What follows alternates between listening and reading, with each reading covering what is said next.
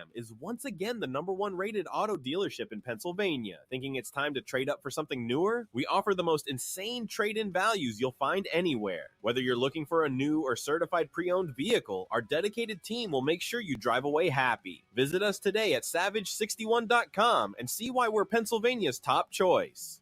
To find out how WEEU can be your affordable advertising partner, call 610-345-7338.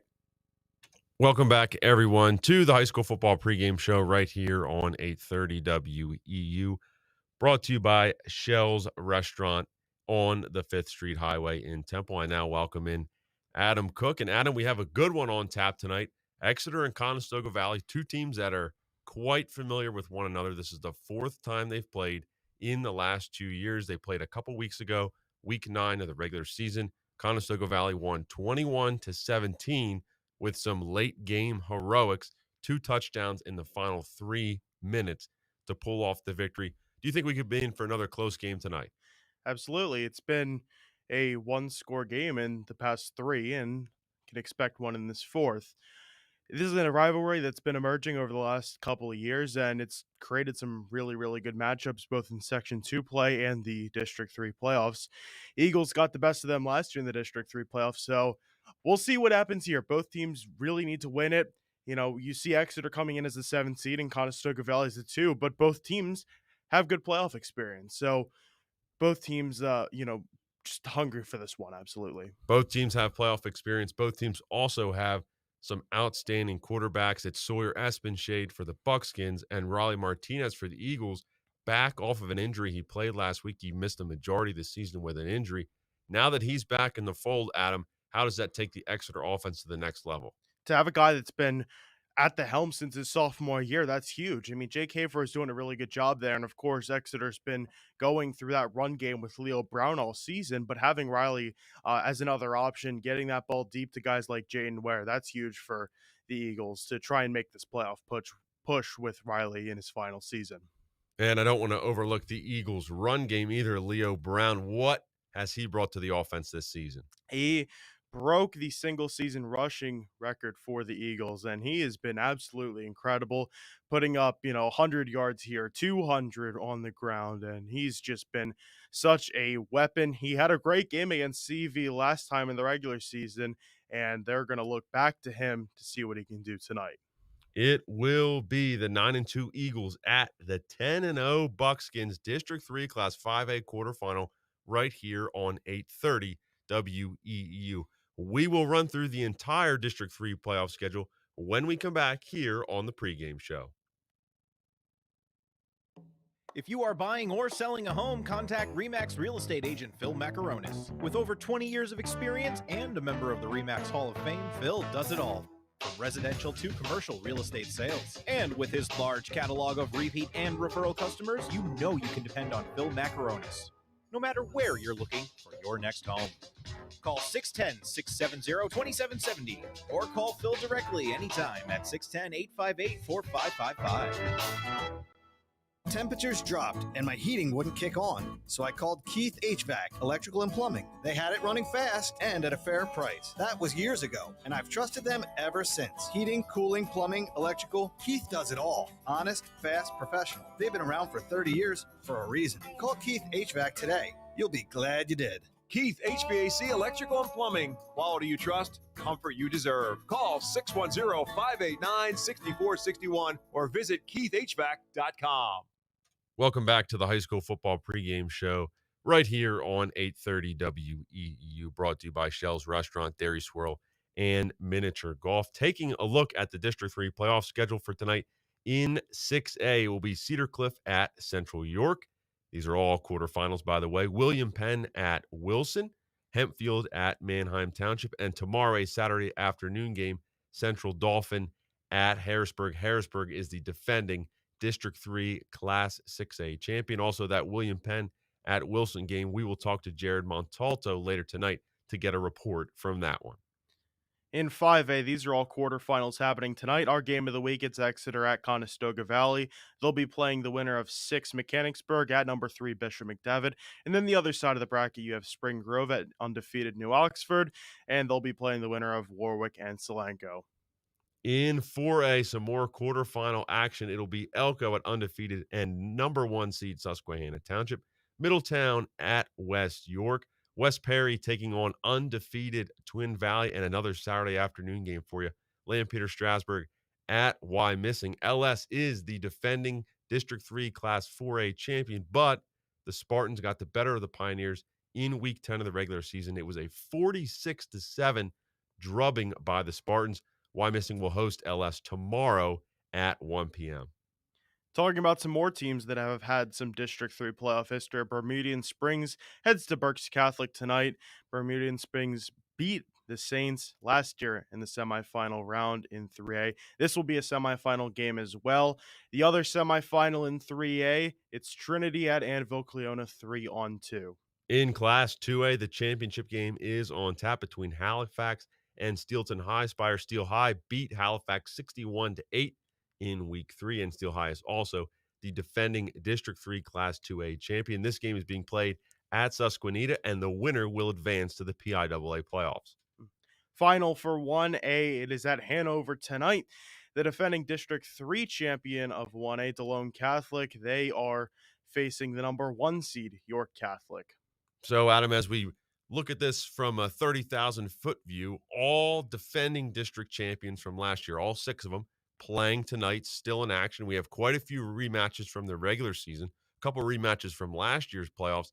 This could turn out to be a great night of football. Absolutely. These are teams that have developed great rivalries. These are teams that have been here. They know what it takes to win, but they have other teams that are just as hungry to knock them off. We will talk with Billy Splain, Eric Epler, Jared Montalto, and Dalton Moore on the Scoreboard Show to get reports from all across District 3. We'll have the scoreboard. Travis Sparks will join us. He will have some off-the-grid games as well as some scores from around District 3. But again, our game tonight, Exeter at Conestoga Valley, District 3, Class 5A quarterfinal being played at Conestoga Valley, the 4th time that these two teams have met in the past 2 seasons. Should be a great one.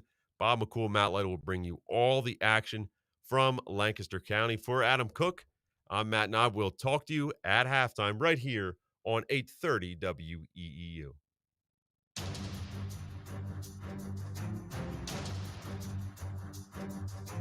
It's time for high school football. Presented by Savage Auto Group on 830 WEEU. The voice of Berks and beyond. High school sports on WEEU is brought to you in part by Chick-fil-A, Celebration Villa of Exeter, Diefenbach Snacks, the Coley Insurance Group, Keith Heating and Air Conditioning, Habitat for Humanity Restore, Overhead Door Company, Render's Warehouse Markets, Remax Real Estate Agent Phil Macaronis, Lincoln Plumbing and Heating, Pizza Como, Ready Fight Phil's, Savage Auto Group, Shell's Restaurant, Mini Golf and Dairy Swirl, Spots Insurance, UECU, United Way of Berks County, and Victor Emmanuel Beneficial Society. WEEU is proud to showcase the talent and skill of our local high school athletes. From every tackle to every blitz and every thrilling touchdown, we bring you the best calls and analysis. Now, live from the field, your hosts, Bob McCool and Matt Lytle.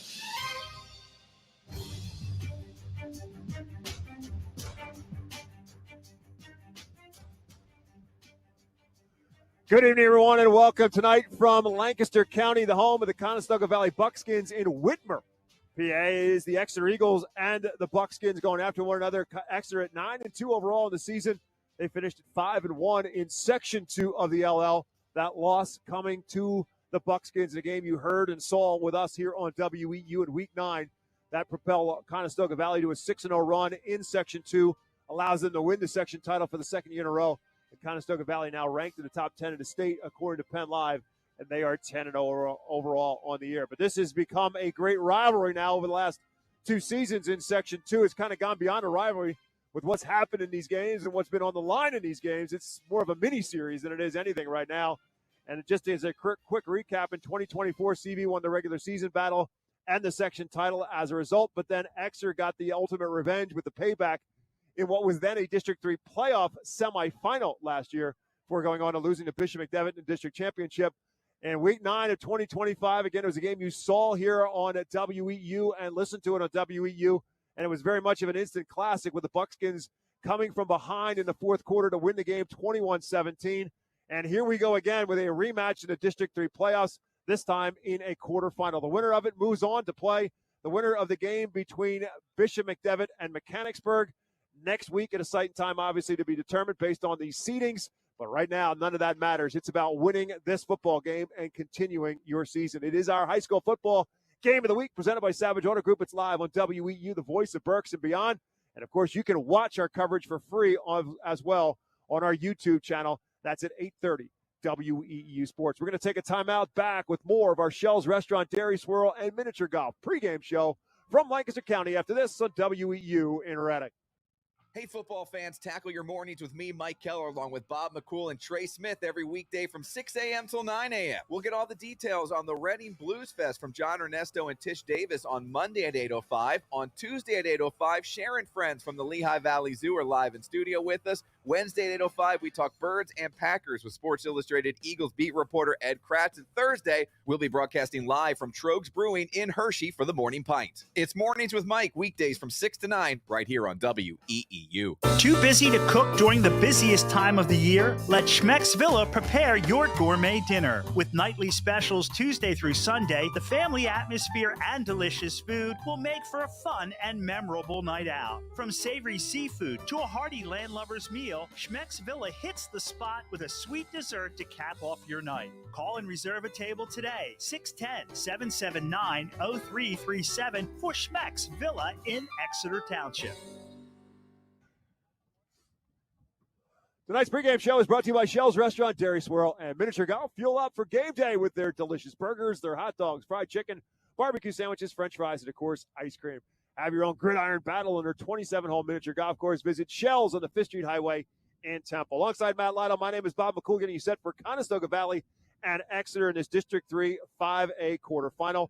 The Exeter Eagles, coached by Matt Bauer, now in his 17th season with the Eagles, and he's done a tremendous job with this program. 134-60, he has now passed the guy they named the stadium after in Exeter, and Don Thomas for career wins at Exeter. Their two losses, they were actually back-to-back weeks against Hempfield in a matchup against the team from Section 1. That was in obviously a non-section game, and then that loss we just talked about in the game in Week 9 against Conestoga Valley. But Leo Brown has done the job for them time and time again, including running behind a very good offensive line with a couple of tight ends in the mix as well, and Braylon Reinert and Aiden Dauble, to a 2,000-yard season. And, Matt, we saw the game here, and he was brilliant and set another record as well with a 330-yard performance against Conestoga Valley in the first meeting between these two teams. Yeah, that's unfathomable in a high school football game. Leo Brown, on a year, he's got 2,175 yards.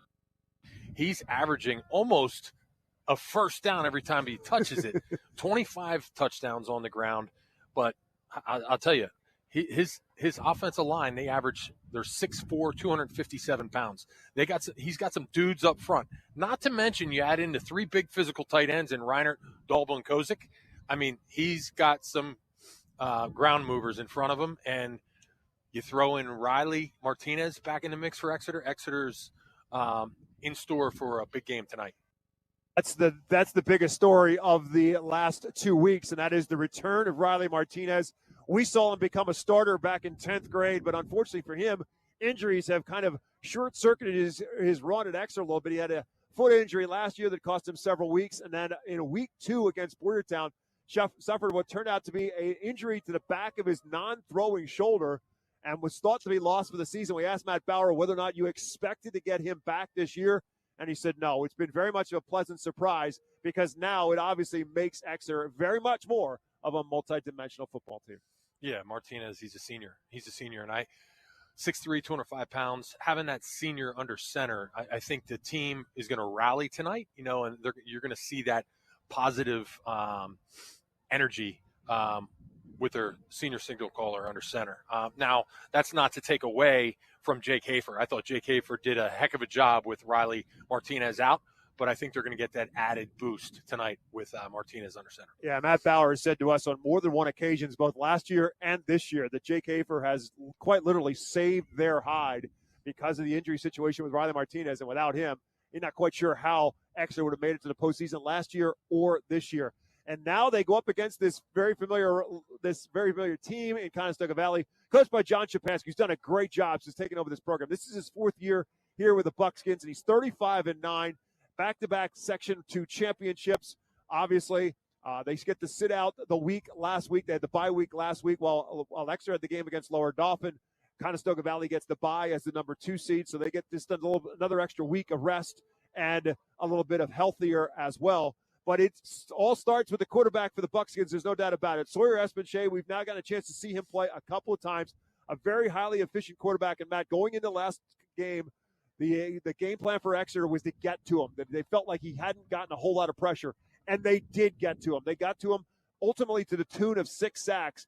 But to the credit of the Conestoga Valley and the coaching staff, they made the adjustments that allowed Sawyer Espenshade to go to work in the second half. Yeah, it was a tale of 2 halves. That first half, Espenshade did not have any time. He was rattled, right? And good for good reason. I mean, he was getting tackled in the backfield right as he was about to hand the football off to his tailback. Now, Espenshade, I love talking about him. He's got 72% completion percentage, over 2,000 yards passing, 30 touchdowns with only 3 interceptions. Senior guy. Espenshade's a great leader. And that second half of the last game, you saw Espenshade making great decisions with the ball. He was making plays with his feet, and they started changing the game plan where they got the ball out of his hands with some quick plays, some quick throws, and a couple screen passes that threw Exeter's front 4 off balance. Yeah, you talked about it at the time because he was in so much trouble early on and that they had to go to a little bit more of a quicker game.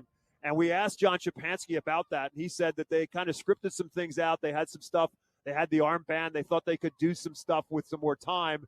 And by halftime, not only did the coaches make adjustments, but they made some equipment adjustments too, because he said the wristbands went in the trash can. Yeah, they got rid of the wristbands for sure. And it goes back to you gotta live with your bread and butter. And it's great to throw in those 5 to 10 gimmick plays that really can beat that other team that you game plan for. But at the end of the day, you got to live with your bread and butter as to what got you there. And they went back to that in the second half. They put the ball in Espenshade's hand, allowed him some time, and he made some plays in the air, some good decisions with the ball, and also did some scrambling that broke Exeter's defense. It's time for us to take a look at our keys to the game. They're brought to you by RE/MAX real estate agent Phil Macaronis. If you're buying or selling a home, Phil Macaronis is a member of the RE/MAX Hall of Fame with over 20 years of experience finding countless buyers and sellers keys to their real estate transactions. He is an Exeter Township resident, and you can call him at 610-670-2770. Ask for Phil Macaronis for the keys to buying and selling your home. It is Exeter and Conestoga Valley, and Matt Lytle has his keys to tonight's football game. Well, we just talked about it a little bit, Bob. Exeter, the keys for Exeter tonight is discipline. Playing discipline tonight, executing their game plan, right? Minimizing the mistakes, including penalties. If they do that, they've got the size with their offensive line at 6'4", 257 on average. They've got the iconic back, right, in Leo Brown, over 2,000 yards rushing, and they've got their quarterback back. Riley Martinez is back under center, and I think that is going to be the difference maker tonight. Riley Martinez, to me, is the X factor in tonight's ball game. On the other side of the ball, Conestoga Valley, they got to live with their bread and butter, right? They've got to live with Sawyer Espenshade. They've got to fix the first half this game, get him some time in the pocket, go with some short game, go with some screens, mix it up, keep that front 4 of Exeter off balance, and again, minimize turnovers. It's football. Yeah. Team with least amount of turnovers is going to win, but I think discipline and whoever executes their game plan tonight wins. Yeah, we're not pulling any punches in the sense that anybody who was here or watched our broadcast of this first meeting, it was penalties that absolutely crippled Exeter time and time again. We talked with Matt Bauer about it before the game, and he pointed out the play, and I mentioned it on our way down to talk to Coach Bauer. They were up 17-7. Leo Brown had a 75-yard touchdown run that was called back on a holding penalty. They're up 24-7 if that penalty does not happen. But it's that simple. It's very, very difficult. We saw it the following week against Wilson. You cannot win the game of football in a tight football game in a playoff atmosphere if you're going to get banged for 5, 6, 7 holding penalties, and that's what did Exeter in that night. Yeah, disciplined teams are going to win in these district games, in these state games. When the stakes are high, you got to play disciplined football, minimize your mistakes. Tonight's starting laps are brought to you by Victor Emmanuel Beneficial Society. They've been serving authentic homemade Italian dishes for over 110 years. New memberships are now being accepted for only $10. The facility at 311 Hazel Street in Reading is also available for rental for private parties, banquets, and celebrations. Victor Emmanuel, a taste of Italy right here in Reading. Well, for those Eagles up front, as Matt said, about the size of the Eagles at 6'4", 257. It starts at the center with Joel Amarino at 6'2", 275. Matt Liss and Andre Osborne are the guards. Liss is 6'5" and 280, and just a junior. Andre Osborne is the other guard at 6'1", 230. And then it's the tackles. Kevin Oswald, 6'5", 235 junior, and Wyatt Richard, a 6'6", 265 junior. And then there's two tight ends in Braylon Reinert and Aiden Dauble. The wide receivers are Jaden Ware and Jake Franick. Jackson Kozik will also be in there as well. Call him a third tight end. Call him an H-back. Call him what you want, but he'll be in there helping to lead the way for Leo Brown, the senior. And then it's Riley Martinez back as the quarterback for the Eagles, and he will be out there to start the game. The defense for Conestoga Valley trying to shut down that Eagle offense. It's a 3-4 defensive alignment as Exeter takes the field here at Conestoga Valley High School. The front three for the Buckskins. Defensive tackle is Connor High with the ends of Sam Matoni and Talon Young-Bennett. The outside linebackers are Tegan Rubel and Parker Book. The inside backers are Josiah Garcia and Jonathan Serrano. They are an active bunch, and they're involved a lot in the tackling situation. For the cornerbacks, it's Cameron and Cordell Bear. The Bear brothers, Cordell the senior, Cameron the junior, Connor Fisher and Anthony Rodriguez are the safeties. Up front for Conestoga Valley, protecting the franchise that is Sawyer Espenshade. The center is Trevor Forney. The guards are Logan Bear and Jonathan Serrano. The tackles, Liam Price and Connor High. As opposed to Exeter, is a much smaller front five for the Buckskins at 6 foot, just 215 pounds. The tight end is Zanye Brooks Price, 5'11", 170-pound junior. But they predominantly have four receivers on the field almost all the time, with Connor Fisher, Josiah Garcia, Cordell Bear, the three seniors, and they'll mix in Jaden Conaway and Gabe Justiniano at that other back spot. Tegan Rubel, the senior, is the running back with the 6 foot, 180-pound senior in Sawyer Espenshade running the show for the Buckskins. And then that defense for Exeter that controlled things very well through the first three quarters of the football game in the first meeting. Defensive ends are Andre Osborne and Jackson Kozik. The tackles are Joel Amarino and Kevin Oswald. The outside linebackers are Donovan Alvarez and Aiden Dauble. The inside backer is Braylon Reinhardt. The corners are Daniel Bonslaver and Jaden Ware. Also see a lot of Dylan Donati, as in a quarterback spot as well. Josh Jackson and Nick Pashley are the safeties for the Eagles. Our Game Time weather outlook is brought to you by the United Way of Berks County. For 100 years, United Way has been a force for help, hope, and opportunity. They lead and invest in programs that strengthen education, literacy, food security, and job opportunities, helping children and families to thrive. Together, they do right here, building a stronger community for generations.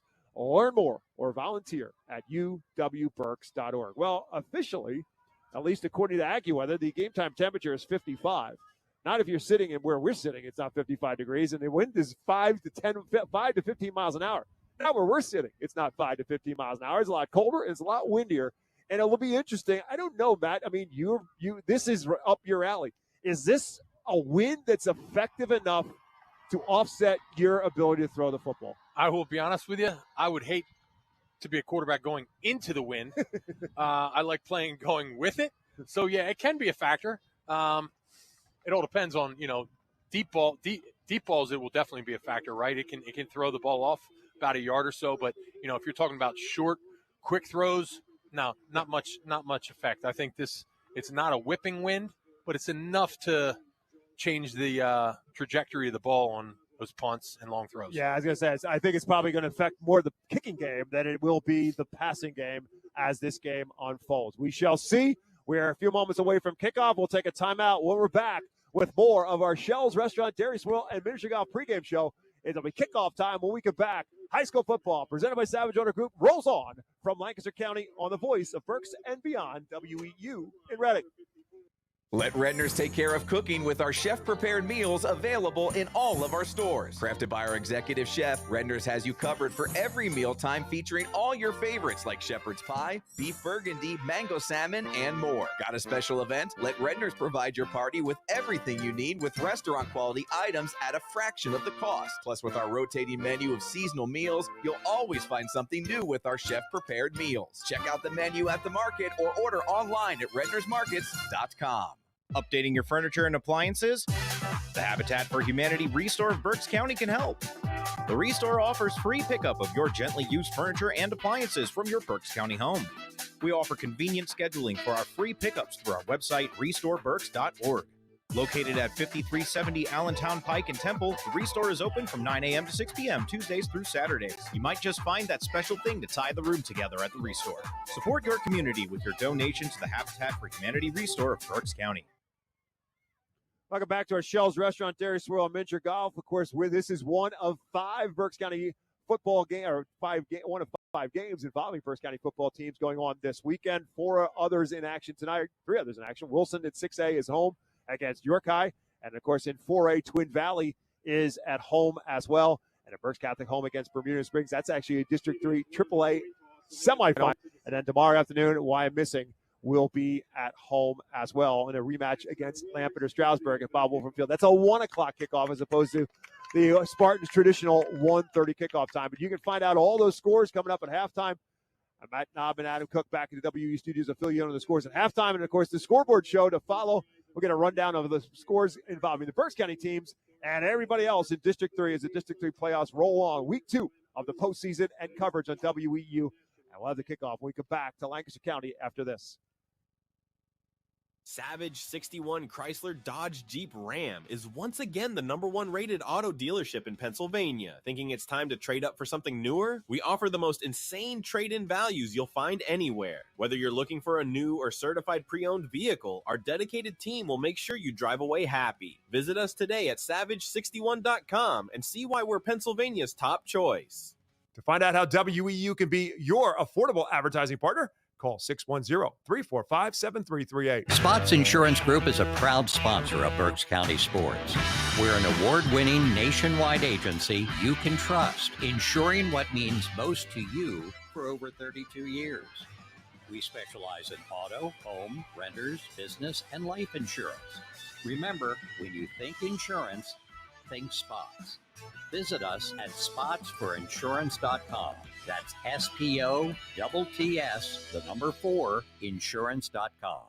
UECU is a credit union that understands Pennsylvania, what it means to grow up here, raise a family, start a business. And we're committed to being your financial partner for life. With competitive rates, exclusive member discounts, and modern technology, UECU offers personalized banking that will make you feel right at home. Visit bankingforpa.org and sign up for UECU membership through our partner association, the Pennsylvania Consumer Council. UECU, banking that understands home. Welcome back to Conestoga Valley High School. It's time for kickoff, and our kickoff of tonight's game is presented by the Coley Insurance Group.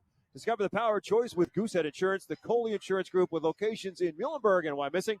They're a fully independent insurance agency with access to over 40 top-rated insurance carriers to ensure you get the best coverage at the best price. Whether it is auto, home, or life insurance, they have you covered. At Goosehead Insurance, the Coley Insurance Group, the power of choice is yours. Call their team today at 484-848-6088. Again, alongside Matt Lytle, my name is Bob McCool.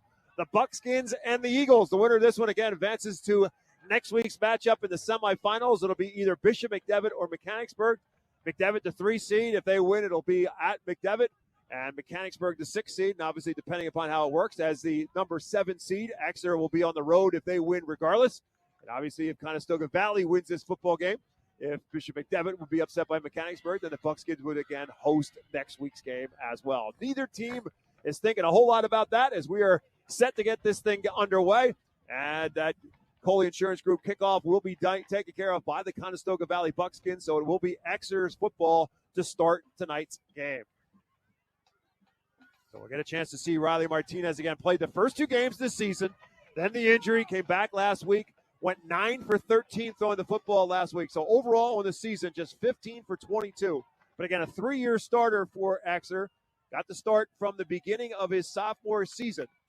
They weren't sure what to expect. We were there early on in that sophomore season, and he got that start against Daniel Boone, and it just kind of took it from there. Had a very productive season, and unfortunately, again, injuries have curtailed his ability to play on a regular basis, but he's back now. The Eagles have him ready to roll. Leo Brown is back there deep for Exeter, along with Jaden Ware as the return men.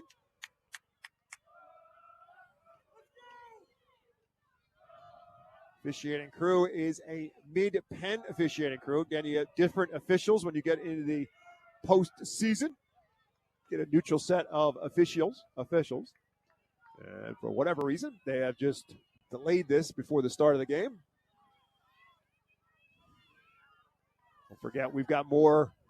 I think you're doing a clock countdown. We got 37 seconds to kick off. More football coming your way with Penn State and Indiana. That's tomorrow afternoon, starting at noon. Nittany Extra, presented by Appella Wealth and Wyomissing, gets it started with Rich Garcella and yours truly, starting at 10 a.m. Then Penn State pregame show at 10:30. Steve Jones and Jack Ham will be at Beaver Stadium as the Nittany Lions take on the unbeaten and number 2 ranked Indiana Hoosiers tomorrow afternoon at noon, live here on WEEU. So as Matt said, they're just waiting. They're set to get the clock settled or set down to zeros, and now they will give the go-ahead for Colson Erb, the senior kicker for Conestoga Valley, to get our game underway. Again, Jaden Ware and Leo Brown, a couple guys who can flat out fly with the football in their hands, winning the kickoff.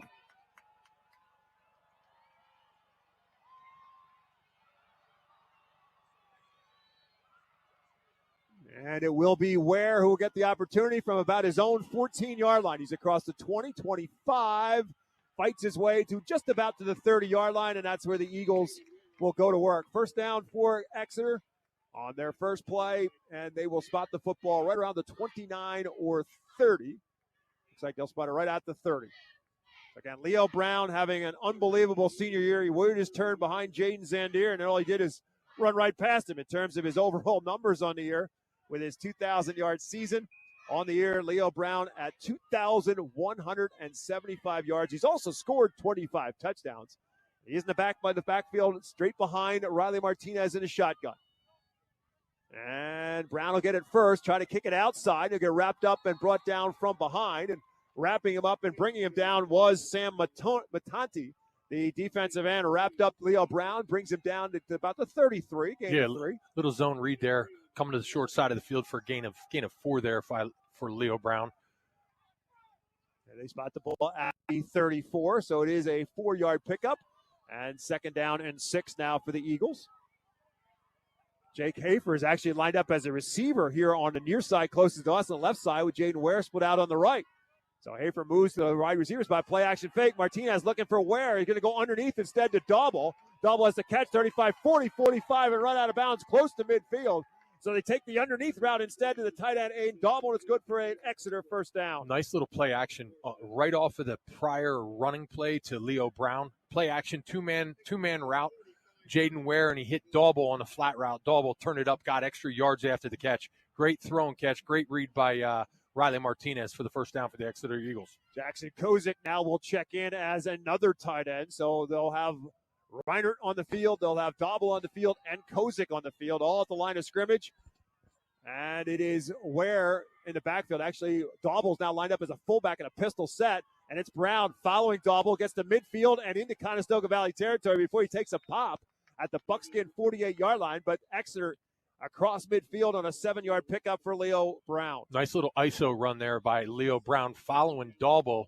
Really, H-back there filled in as a fullback who went man-to-man on the Mike linebacker. Great block there by Dauble to spring Leo Brown there for 7. So now Kozik comes out and Hafer are back in. So kind of interesting. Jake Hafer no longer now the quarterback with Riley Martinez back, so they'll use him as a split end instead. He comes split out on the left side. Jaden Ware split out on the right. 2nd and 3 for Exeter at the Buckskin 48-yard line. Martinez wants to throw for it. A little quick out, but he airmails it over the head of Ware. Incomplete. It'll bring up 3rd down. Another little quick play action. Quick dive fake to Leo Brown. Stands up tall and fires it out to the sideline. A little bit over the receiver's head, I think. Riley Martinez could have had a little bit more poise and taken a little bit more time on that throw. He got that out of his hands pretty quick, and should have relaxed a little bit in the pocket. Yeah, I was just going to say, you kind of took exactly what I was thinking. There's got to be some, I mean, everybody's got adrenaline in the playoffs, but there's got to be another level of it for Riley Martinez to be back out there. Back into that pistol set with Dauble as the fullback and Brown as the tailback on 3rd down and 3 for the Buckskin 48-yard line. And it is Brown trying to get to the outside. They string him out. He cuts it up. He'll get the first down, dives it up close to about the 40-yard line, and Exeter picks up its second first down. Yeah, that should have been an off-tackle run there following Dauble. Dauble was sealing off the defensive end. Great block by Dauble to spring Leo Brown out the sides. Leo Brown turned on the jets and did the rest of the work here for first down along the sidelines. Second straight 7-yard run for Leo Brown. He's got the Eagles now at the Buckskin 41-yard line. Back to the multi-tight end set. Kozik right side, Reinert left side, where the lone receiver split out on the left. And again, that pistol set with Dauble as the fullback, Brown as the tailback. Dauble's right beside Riley Martinez. Play action fake. They're going to roll out, looking for the home run. He's looking for Jaden Ware. He's got a step. He's got the football. The Eagles have a touchdown. Beautiful play action fake to Leo Brown. Backside post to Jaden Ware. Beautiful throw. Beautiful executed throw and catch. Great post route. Nice route running by Jaden Ware. Great execution. Touchdown Eagles. Yeah, I was thinking to myself that I'm sure Riley Martinez is happy he's back. I guarantee you Jaden Ware is even more happy that Riley Martinez is Not back. only Jaden Ware, but I guarantee you Matt Bauer's happy. No, that's true, too. He had a pretty big smile on his face when we talked about it. On comes Jake Frenick now to attempt the extra point. Where is the holder? Snap good, hold down, and the kick is through the uprights. The Exeter Eagles on the first possession will take it in the end zone. Again, it's a 41-yard hookup. Riley Martinez to Jaden Ware. It's 7-0 Eagles with 9:39 left to go in the first quarter. When we come back to Lancaster County, the Buckskins will get the football for the first time. Noisy, squeaky, or uneven garage doors? Do they snap, crackle, or pop? Having trouble opening or closing? Get a garage door tune-up now from Overhead Door Reading. For just $99, we'll inspect, lubricate, and adjust your garage doors so they run smoothly and quietly. Don't get stuck in the driveway this winter. Call today and ask for our tune-up special. Serving the community since 1965. Overhead Door Reading. We're more than just doors. OverheadDoorReading.com. This season, stick with everyone's favorite snack, Diefenbach's Kettle Chips. Legend has it Mark Diefenbach loved kettle cooked chips so much he turned his Berks County kitchen into the ultimate snack factory. Now, over 60 years later, we're still making that delicious PA crafted crunch with the same passion and quality right where it all began. So crunch into some flavorful Diefenbach's Kettle Chips today and snack on a delicious tradition. You're listening to high school football on the Voice of Berks and Beyond, 8:30 a.m. WEEU in Reading. On the kickoff return for the Conestoga Valley Buckskins, trying to pick his way for some daylight, not finding a whole lot, was Josiah Garcia to about the 20. But Matt, through the first series, obviously only one series in, but no penalties and the big playability of Exeter striking to get them on the board first. Yeah, Bob, you talk about big plays, right? You get so many big plays in a game, maybe 3 or 4 opportunities, and Exeter executed their opportunity flawlessly. Hats off to Riley Martinez. Beautiful throw, beautiful route and catch by Jaden Ware. So Exeter now on defense. Let's see what Espenshade has for the Conestoga Valley Buckskins. 72% completion percentage, 2,146 yards passing on the year, 30 touchdowns, just 3 interceptions for the senior. He play action fakes and wants to hit quickly to Connor Fisher, and the senior will make the catch. Good for a gain of a couple. Jaden Ware there to wrap him up, just shy of the 25, actually right at the 25, a gain of 5. Hey, Coach Shapansky will take that all day long, right? Just a quick hitch route backside here to Fisher. 5-yard gain. First down, 5-yard gain. Just a quick hitting throw. That's what get Espenshade settled in the pocket and let him get the ball out of his hands quickly. And not let Exeter get to him because they had such a great job of sacking him in the first meeting. 2nd and 5. The give is to the tailback Tegan Rubel, and he is a tough runner and runs tough here. Not sure if he got enough for the first down. Yes, he did. He got right to the 30 where they needed to get to move the sticks. First down for the Buckskins right at the 30 on a 5-yard gain for Tegan Rubel. I mean, that was an incredible run there by Rubel because he went mano-a-mano with Aiden Dauble on that tackle, and Rubel lowered his shoulders and carried Dauble a little bit down the field for the first down. First down and 10 at the 30. Espenshade will be in the shotgun throughout. Rubel right now sidecar to his left. Espenshade's got 3 receivers on his right side and 1 on his left. Jaden Ware is looking for some help. They got him outnumbered over there. Now Conaway goes in motion. Espenshade's looking the other way for Conaway, the underneath route. He makes the catch, and he is hit and brought down immediately by Josh Jackson. And that play will take him out close to the 35, a gain of 4, maybe 5. It'll be 5, right at the 35. Yeah, nice tackle there by Jackson in the open field. That was a great throw, too, by Espenshade. Flat route out to Conaway, and those are some of the hardest routes. That was across his body, throwing it Espenshade, and he put it right on the money. So great throw and catch there by Espenshade to Conaway. Same look with Conaway as the tight of the 3 receivers on the right side for Espenshade and 1 on his left. Second down and 5 from the 35. Espenshade looking underneath for Rubel, the back of the backfield. Makes a man miss, and a second, and a third, 45, 50, and Tegan Rubel will get run out of bounds by Jackson Kozik in Exeter territory at the Eagle 45-yard line. Little swing route to Rubel to the boundary.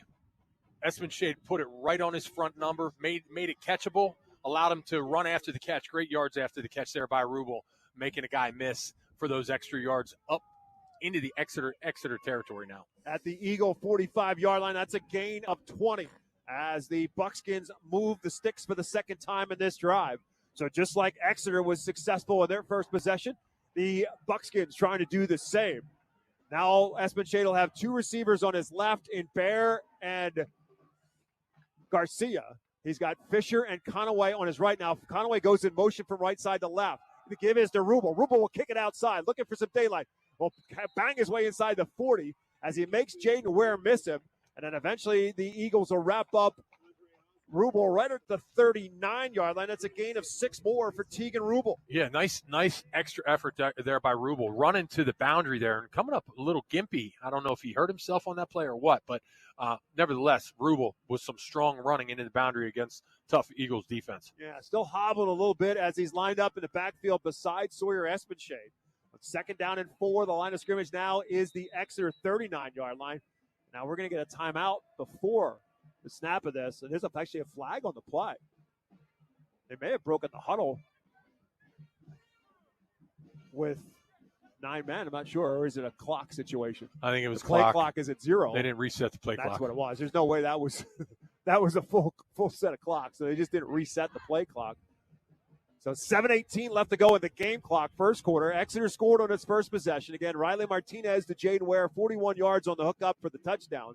Now Conestoga Valley is coming back the other way. This might actually be a benefit for Tegan Rubel because he's just banged up just a little bit. Just gives him a little bit extra time to shake loose of whatever it was is bugging him. I'm not sure which leg it was. It looked like it was his right leg that he was kind of shaking out whatever ding or dent he got in there, but this is just giving him a little bit extra time as they reset the play clock. It looks like the play clock is going to stay at 0. I'm sure in a game like this, though, that leg needs to be broken in order for him to come out. Absolutely true. He's a little, he is just a piston back there in the backfield. Second and 4. Again, Conaway goes in motion from right side to left. Espenshade looking that way, has time underneath route. It's Conaway to the 35 and 30. Conaway still on his feet inside the 25 and down to the 20. The man who was the hero on the hiccups from Espenshade in that first meeting is Jaden Conaway, and he comes up big again.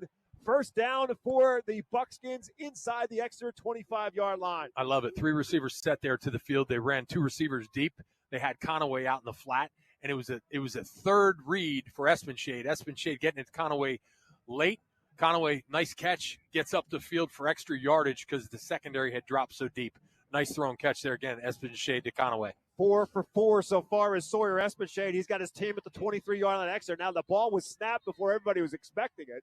So here comes the flags, and it's going to be our first penalty of the football game. Yeah, Espenshade wasn't even ready for it. Fortunately for him, it hit right in the breadbasket, so he didn't drop the football, but the whistles were there, and this will cost Conestoga Valley 5 yards. So put him back to the 28-yard line and make it first down and 15. Again, District 3, 5A quarterfinal. Winner of this moves on to the semifinal. Will take on either Bishop McDevitt or Mechanicsburg. That game going on right now in Harrisburg with Bishop at Bishop McDevitt. 1st and 15 at the 28-yard line now for the Buckskins. Again, Rubel in the backfield right now behind Espenshade as opposed to beside him. Espenshade again has 2 receivers on each side. Here comes the blitz. Espenshade has time, but they pick up the blitz. The ball and a quick hitter is caught. That was Bear. Another really nice job by the Conestoga Valley offense coordinator, calling these quicker throws for Sawyer Espenshade to keep him standing and upright, right, and getting that ball out of his hand quick. That's the biggest thing that's going to beat the Exeter's front four, getting the ball out of Espenshade's hand quick. And that was a nice hitch route to the boundary to Bear, and that was the bigger of the two Bears, right? Yes, that's the receiver. The other one is Cameron, his younger brother. He's the backup quarterback. Yeah, Cordell Bear. I think he's going to college to play baseball. We had heard how good of a basketball player he is, and John Shapansky said, no, he's a better baseball player. That game was for 5. It's now 2nd down and 10. So they got back what they lost on the penalty. Espenshade, a little bit deeper drop. He's got time. He's looking in the middle of the field. The ball is caught right by the goal line and into the end zone. Touchdown. Cordell Bear. And that is Cordell Bear on the receiving end of the touchdown pass. A tremendous athlete and great leaping ability. And Cordell Bear went up, made the catch, and the Buckskins are an extra point away from tying up the football game. Not quite sure what that route was because it was twins to the left. Actually, it was a 4-receiver set. 2 receivers to the left, 2 receivers to the right, and there were 2 receivers there on that throw. Cordell Bear just did, he's a tall receiver. He did the work himself. He high-pointed that ball in the end zone and went up and got it. So nice opportunity given by Sawyer Espenshade, and really nice job by Bear on that execution, going up and using his athletic ability. Colson Herb with the extra point. It is good, and the Buckskins do to the Eagles what the Eagles did to the Buckskins, and that's drive the field and score. 4:52 left to go in the first quarter. Exeter 7, Conestoga Valley 7. Back with more high school football presented by Savage Auto Group, and it's live on WEEU in Reading. Spots Insurance Group is a proud sponsor of Berks County sports. We're an award-winning nationwide agency you can trust, insuring what means most to you for over 32 years. We specialize in auto, home, renters, business, and life insurance. Remember, when you think insurance, think Spots. Visit us at spotsforinsurance.com. That's SPOTTS, 4, insurance.com. Renders Markets makes grocery shopping more convenient with Renders Ready. Shop online and place your order as far as 4 days ahead or as little as 2 hours before pickup at your selected store. Our personal shoppers handpick your items and accommodate any personal instructions for your grocery needs. There's no difference between in-store and online pricing and no extra cost for pickup. And you can even have your order delivered by DoorDash for a small fee. Skip the trip with Renders Ready. Shop online at rendersmarkets.com. An 8-play, 80-yard drive for the Conestoga Valley Buckskins. And Sawyer Espenshade finishes off his 31st touchdown pass of the season. And for Cordell Bear, his 8th catch in the end zone as well. Here's Jaden Ware trying to return a kick. Bobbled it for a moment, picks it up, loops himself back into the end zone. Now he's got a little bit of a seam. That seam closes, but he bounces off that tackle, still on his feet out across the 30. That's a heck of a return for Jaden Ware, where it looked like there was a disaster, but it turned out to be a pretty decent run. Yeah, nice job with his quicks. It was bobbled a little bit in the end zone, took it outside over here to the boundary towards the Exeter bench, and just got up the sidelines using his speed and a little shifty move to get around some folks. It would have been an interesting battle had Riley Martinez played the entire season as who was the Section 2 quarterback of the year. Well, we know who it is. It's Sawyer Espenshade because he's been brilliant. But right now we're getting a chance to see that Riley Martinez would have had a say in the voting had he been able to play a healthy season. Agreed, but I'll tell you, 72% completion for high school quarterback. Sawyer Espenshade is really doing the job. And I mean, look, his completion percentage is going up in this game. Yeah. He's 6 for 6 starting out. He's perfect. Yeah, it's not going down below 70 anytime soon. Here's Leo Brown on the carry, and he rumbles himself for a couple as Exeter starts this drive just shy of their own 35-yard line as Ware stepped out of bounds just shy of at about the 37-yard line. And then on Leo Brown's first carry of this drive, he takes it across the. Not sure if that's the game plan or not, but Leo Brown's been running into the boundary, weak side of the Buckskins defense, the play actions have been obviously right off of that boundary side run. So we'll see what we have here with Double in the H-back, call it fullback position. Let me correct myself. They started at the 33. Brown just ran for 4, so they're at the 37. They're going to go right back to Brown. This time he is straight up the gut. He's running tough this time, and he'll have himself a first down across to the 45-yard line. And now a little pushing and shoving after the play's over with. The Eagles are looking for a penalty. There's no flag thrown, but it is a first down for Exeter on the Leo Brown run right up the gut. Gain of 8 more for Brown. Yeah, on a little his bit 5th carry of the night. A little bit of extracurricular activity there for an offense and defensive lineman that everybody's getting a little bit loud about. Well, I imagine let them play. Some of that may have to be some residual factors for Exeter because of the penalty situation they got the first time. But again, these are different officials. This is a mid-pen crew. It's not the Lancaster Lebanon crew. So it's 1st and 10 now for the Eagles at their own 45-yard line. Play action fake. Martinez, the quick hitter, but it's behind Jaden Ware and incomplete. 2 tight ends sat there, fake to Leo Brown on a quick dive. Riley Martinez stood up and put it on Jaden Ware's back shoulder. It was catchable, but accuracy was not quite there. I think Riley Martinez would love to have that throw back. Yeah, a quick slant, but it was just a little bit behind Ware and off his fingertips and incomplete. Stops the clock with 3:20 left to go, quarter number 1. Again, 7-7 is our score. Exeter scored on its first possession. Conestoga Valley right back to do the same. And now it's 2nd and 10 for the Eagles from their own 45-yard line. Again, that pistol set with Dauble as the fullback and Brown as the tailback. Now, Jaden Ware is going to go in motion and flags on the snap or before the snap of the football. That was a false start there by Exeter's offensive line. Might have been Reinert at the tight end position. So you have 2 people in motion with a guy in motion and then tight end moving. So that's what they're calling it on. So that's the first penalty against Exeter. It packs them up to the 40-yard line, 2nd down and 15. Where this time will split out instead to the left side, the short side of the field. Again, the 2 tight end set with Kozik and Reinert. Kozik on the right side, Reinert on the left, and then Dauble, that 3rd tight end, is lined up as the fullback in that pistol set.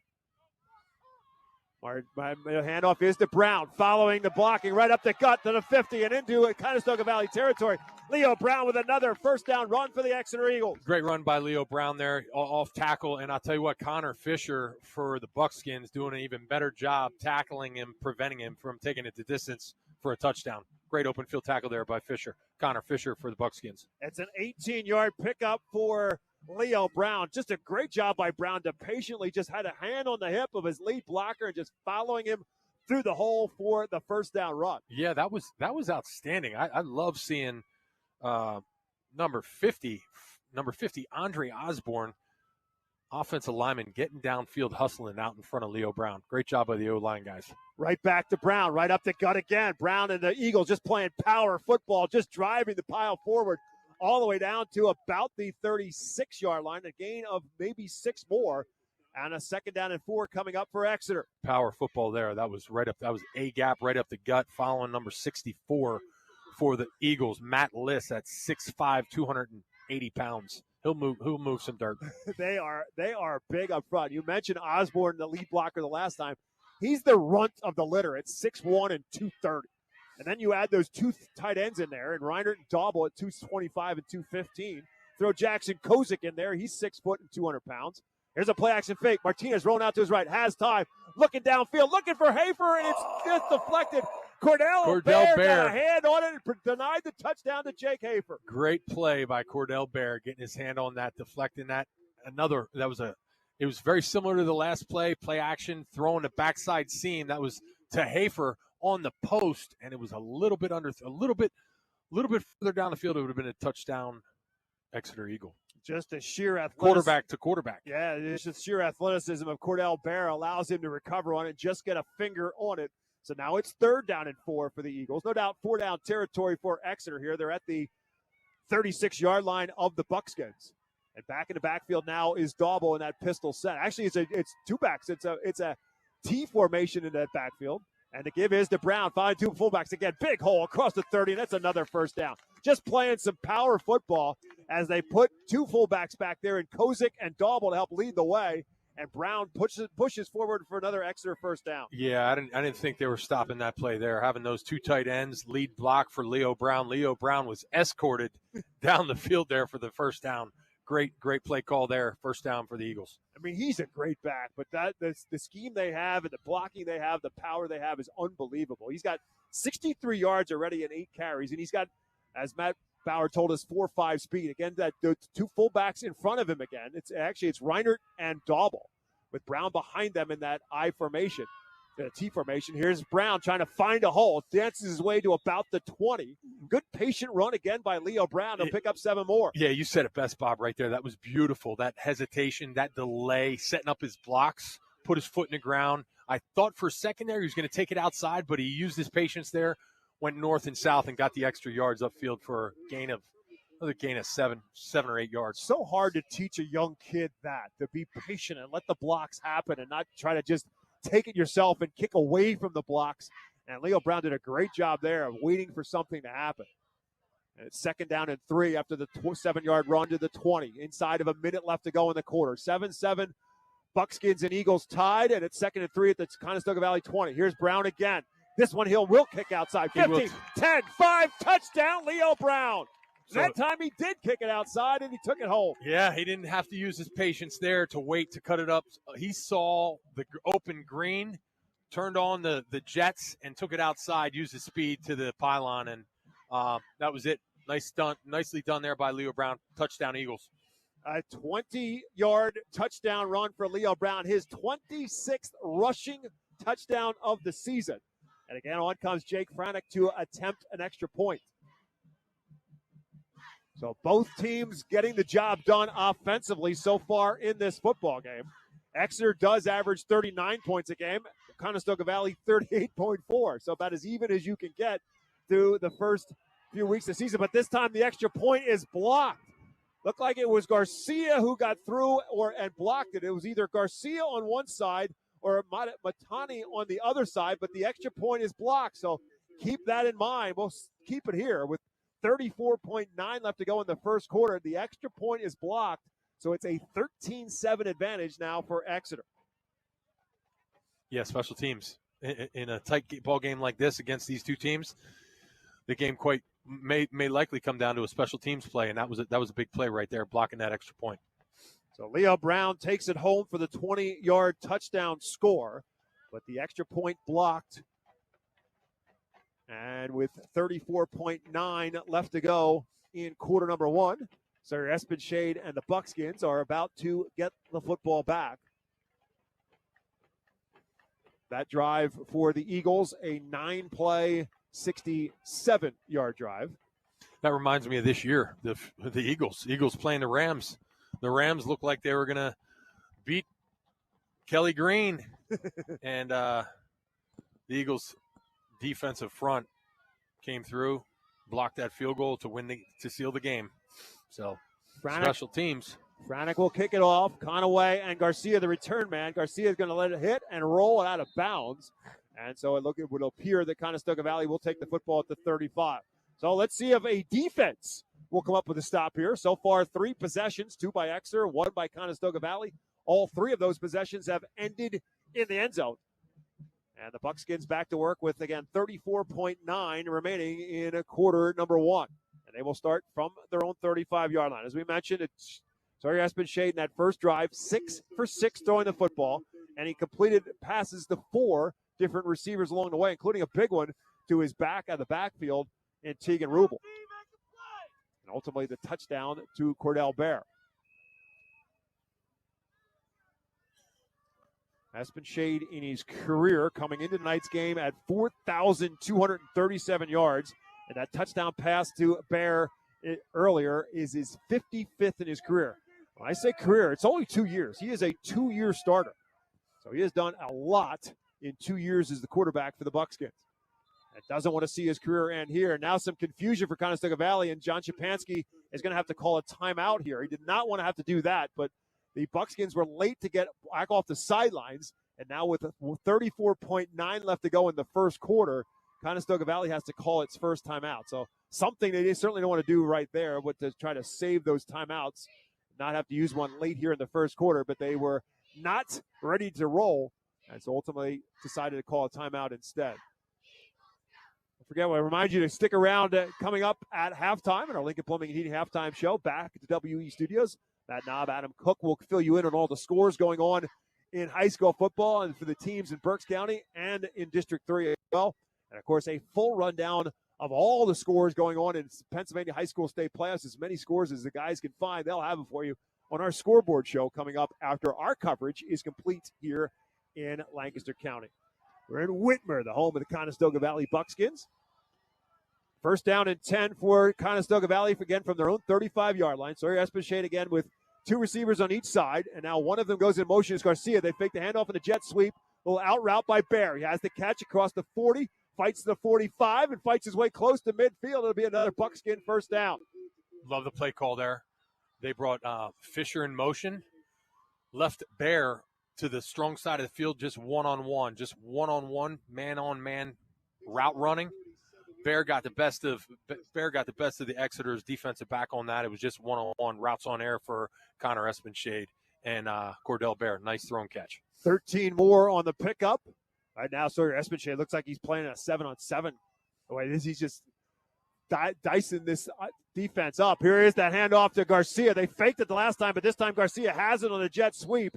He will cross midfield and get wrapped up by Jackson and Reinert at about the Eagle 48-yard line. So from 148 to the other is a gain of 4 to second down and 6. Yeah, Josiah Garcia just coming in motion from the strong side of the field. In motion, handoff at midfield from Sawyer Espinchade, glorified sweep into motion. Nice little tuck in there into the boundary for a gain of 4. And that will be the final play of quarter number 1. It's a good one, as we expected, between two good football teams. The Exeter Eagles 13, the Conestoga Valley Buckskins 7. We'll take a timeout. We're back with second quarter action live on WEEU, the voice of Berks and beyond. Support your Berks County community while purchasing great new and used furniture, appliances, and building supplies at the Habitat for Humanity Restore of Berks County. Located at 5370 Allentown Pike in Temple, the Restore carries brand name new and used appliances, furniture, home decor, and more. Many new items are manufacturer direct and are available at unbeatable prices. Stop by the Habitat for Humanity Restore of Berks County Tuesdays through Saturdays from 9 a.m. to 6 p.m. or visit our website at restoreberks.org for more information. Too busy to cook during the busiest time of the year? Let Schmeck's Villa prepare your gourmet dinner. With nightly specials Tuesday through Sunday, the family atmosphere and delicious food will make for a fun and memorable night out. From savory seafood to a hearty landlubber's meal, Schmeck's Villa hits the spot with a sweet dessert to cap off your night. Call and reserve a table today, 610-779-0337 for Schmeck's Villa in Exeter Township. Matt Liss on a sack. Welcome back to Conestoga Valley High School alongside Matt Lytle. My name is Bob McCool, and for the first time, as Matt just told you, the Exeter defense comes up with the sack as they get to Sawyer Espinchade for the first time in the football game and drop him for a loss back at about the 43-yard line. So from the opposite side of the 50 back onto their side of the 50, the Buckskins absorb the loss on the sack. Yeah, nice job there by Matt Liss, 6'5", 280 junior, at the nose guard or defensive tackle, getting through to Sawyer Espinchade, tackle him in the backfield. So the line of scrimmage is now the 44 of the Buckskins. It's now 3rd down and 14 as a result of that sack. Espinchade trying to throw his way back. And it was picked off. A-Double has it. A-Double with green grass in front of him to the 30 and 25 before he's finally run down. Just the 4th interception of the season for Espinchade, and A-Double picked it off. I'm not sure who he was looking to on that read. It was twins to the right and to the left. And Sawyer Espinchade threw that quickly. Aiden Dauble's limping off the field. He got tackled out of bounds, and I think got rolled up on. Yeah, he's hurting right now. And now he takes a knee down on the field. So Aiden Dauble shaken up on the play after coming up with the interception. Matt, you talked about it a little bit ago after that big play to Jaden Ware and the touchdown about big plays in the game. Well, there's the big play made by the defense. We were looking to see who's going to make the first defensive stop. Well, it's the Exeter defense. First, it was the sack, and now it's the interception by Dauble.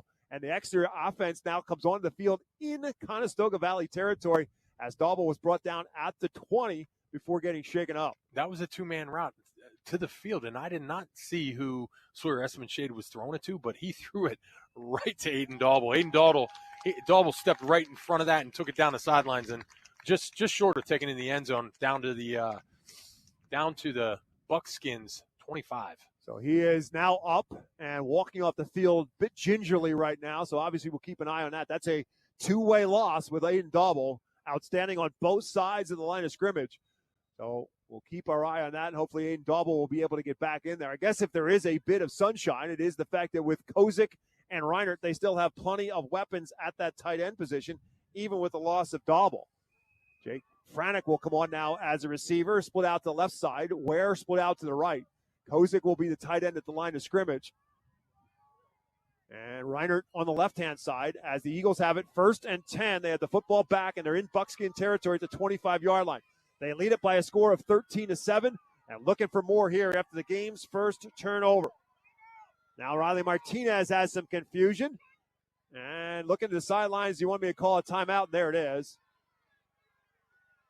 Mass confusion here, and Matt Bowers trying to get the officials to say, like, what are we doing here? Because the play clock is showing 0, so lots of confusion, and it's going to cost Exeter 5 yards.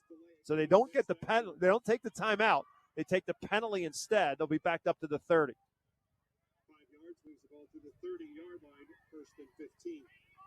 Well, I will say this, that for 2 penalties and 10 yards at this spot in time for the game, that's a significant improvement for Exeter as opposed to where things were the first time these two teams met. Yeah, I mean, definitely playing good disciplined football.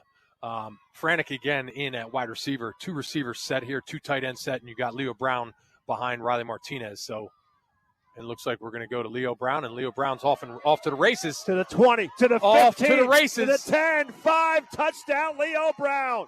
He went untouched. Handoff out of the eye from Riley Martinez.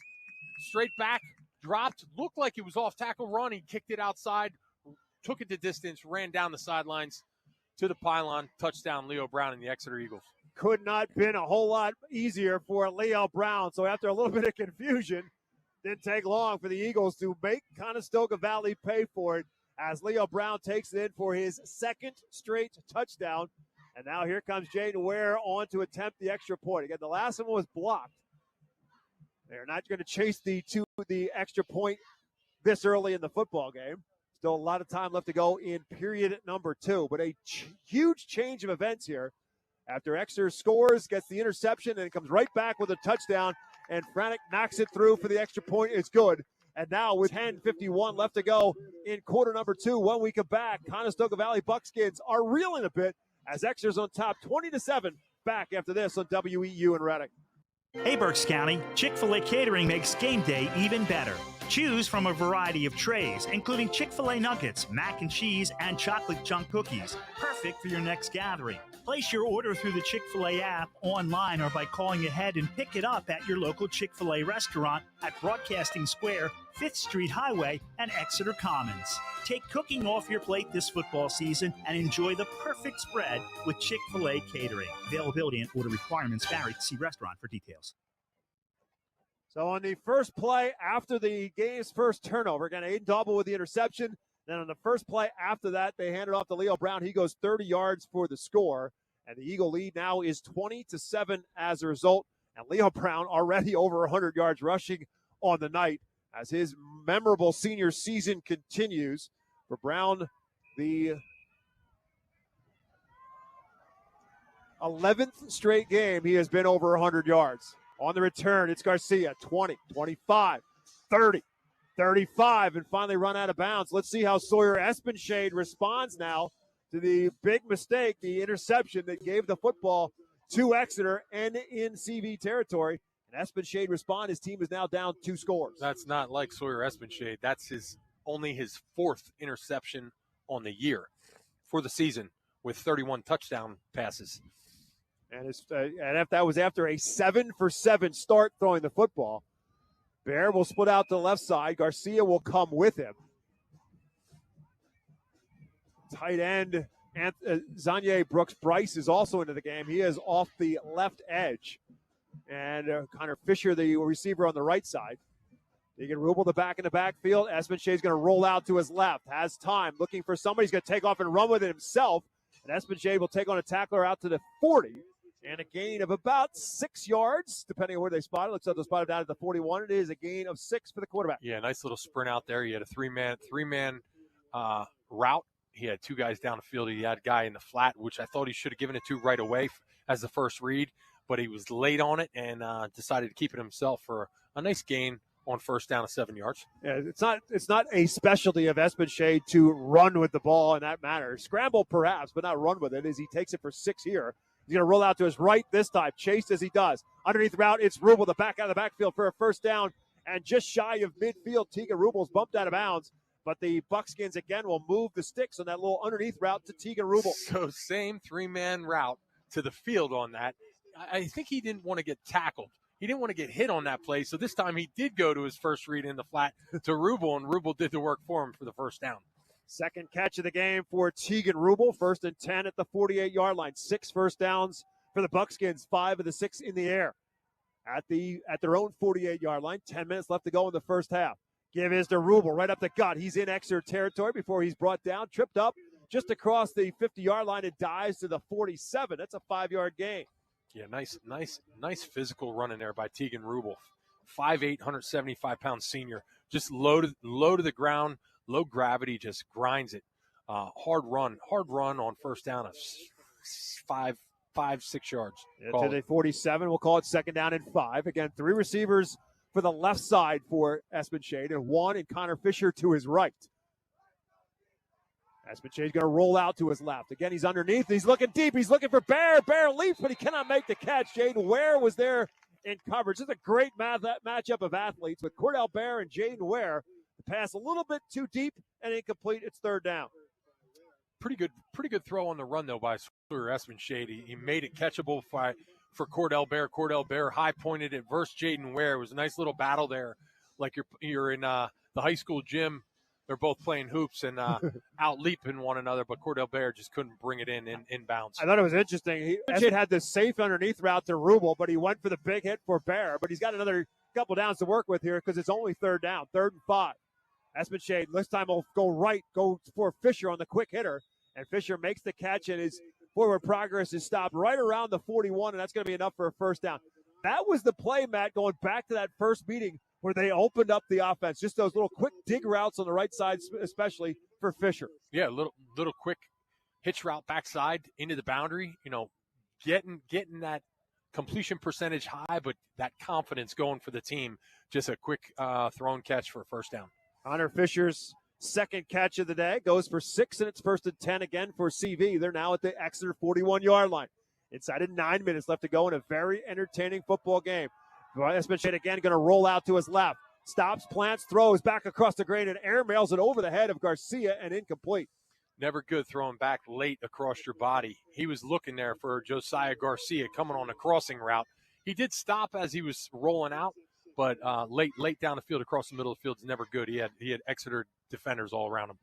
Incomplete pass stops the clock with 8:48 to go in half number 1. 2nd down and 10 for the Buckskins. The line of scrimmage is the Exeter 41-yard line. Quickly back to the line of scrimmage. Again, 2 receivers split out to the left and 1 tight left, and then Fisher split out to the right side. Give is to Rubel. And Rubel fights his way for a couple across the 40 to about the 38-yard line. That's a gain of 3. Puts the Buckskins in a 3rd and 7. Yeah, nice job, Joel Unmarino, defensive lineman or D-tackle there for the Exeter Eagles, tripping up Rubel there on that rush. Otherwise, Rubel was off and running into the secondary. Conaway, Garcia, and Bear all split out to the left with Garcia in the middle, and then Fisher split out to the right. It's 3rd and 7 from the 38-yard line. Espenshaid making the calls at the line of scrimmage. Tegan Rubel is back behind him, and Espenshaid with a straight drop across the middle. It's Conaway. He's got room to run. 30, 25, and finally dragged down and still fighting, but he's eventually wrapped up at about the 23-yard line.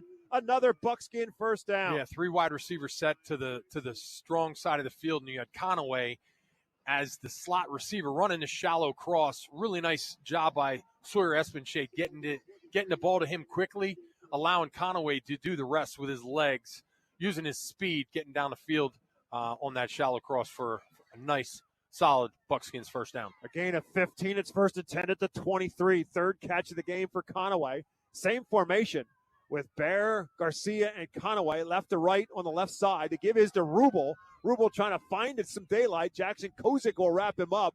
Rubel fights his way to about the 18-yard line. Still comes out to be a 5-yard gain by Tegan Rubel. Yeah, nice little shifty delay there by Rubel. He had Unmarino right there in the backfield. I thought Unmarino was going to tackle him for a loss, but ended up sidestepping him, getting upfield for a nice gain of 4 to 5 yards. I will say that mesh point between quarterback and running back is just a tick off. I mean, it worked, but it's just a little bit of a stretch right now between the two. 2nd and 5. Play action fake this time, and he's hit, and the ball is loose. Exeter picks it up, and it will be Exeter Unmarino on the fumble recovery. Aspen Shade hit from behind. The ball comes loose, and as Matt said, Joel Unmarino picks it up, and the second turnover will give it back to Exeter. I was just going to say to you, the mesh point. Last game, Aspen Shade, as soon as he was handing the ball off, they were getting hit, and Exeter was in the backfield. Well, that was the same circumstance right there. Unmarino and that defensive front was in Espen Shade's back pocket, ended up hitting him, knocking the ball loose, and Unmarino, fortunately, almost scooped it up and thought about taking it to the end zone, but ended up getting tripped up, and Exeter's ball now at the 32-yard line. And the news gets better for the Eagles because Aiden Dauble will check in offensively. So with 6:53 left to go in the second quarter, Exeter has the football back. They've got Aiden Dauble back as well. And it's first and 10 at the 33-yard line, 20-7 Exeter on top. Back to that pistol set with Dauble as the fullback and Brown as the tailback. And the give is to Brown, following Dauble. This time they will close around him. A flag comes in as Brown goes down. Maybe a gain of a yard. That's about it. A much better job that time by Conestoga Valley to kind of stack things up. Led by big Ryan Rodriguez in there at 6'2", 300 pounds to give them a little bit of extra bulk up front. Parker Book, 5'10", 175-pound senior outside linebacker in on the tackle there for the Buckskins, taking the Exeter Eagles back. And it is a holding penalty against Exeter. So the first holding penalty is the third penalty of the game for the Eagles. And it will push them back now to about the 23-yard line. So it'll be first and 20 now on the penalty. From the 23-yard line, Riley Martinez from the shotgun.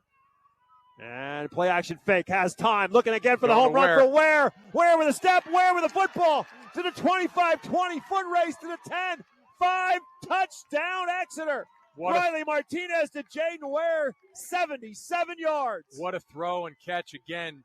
Riley Martinez to Jaden Ware, post route, and Conestoga Valley Buckskins defensive backs could not keep up with Jaden Ware and his speed. As soon as he caught that, it was off to the races to the far pylon. Touchdown, Exeter Eagles. Well, we mentioned that battle between Cordell Bear and Jaden Ware, and Ware won that battle, and Bear could not catch him. And ultimately into the end zone for the touchdown, his second of the night. Jaden Ware now with 9 touchdowns on the season. But what a beautiful throw by Riley Martinez. Back and having himself some fun tonight with his second touchdown pass of the night. That was the younger brother, Cameron Bear, on that coverage, number 15 of the Bear brothers. The other's the senior, 85, Cordell Bear. On comes Franek for the extra point, and he bangs it through. The Exeter offense soaring right now with 6:20 left to go in the first half. It's now Exeter 27, Conestoga Valley 7. We're back with more high school football presented by Savage Garden Group on WEEU after this.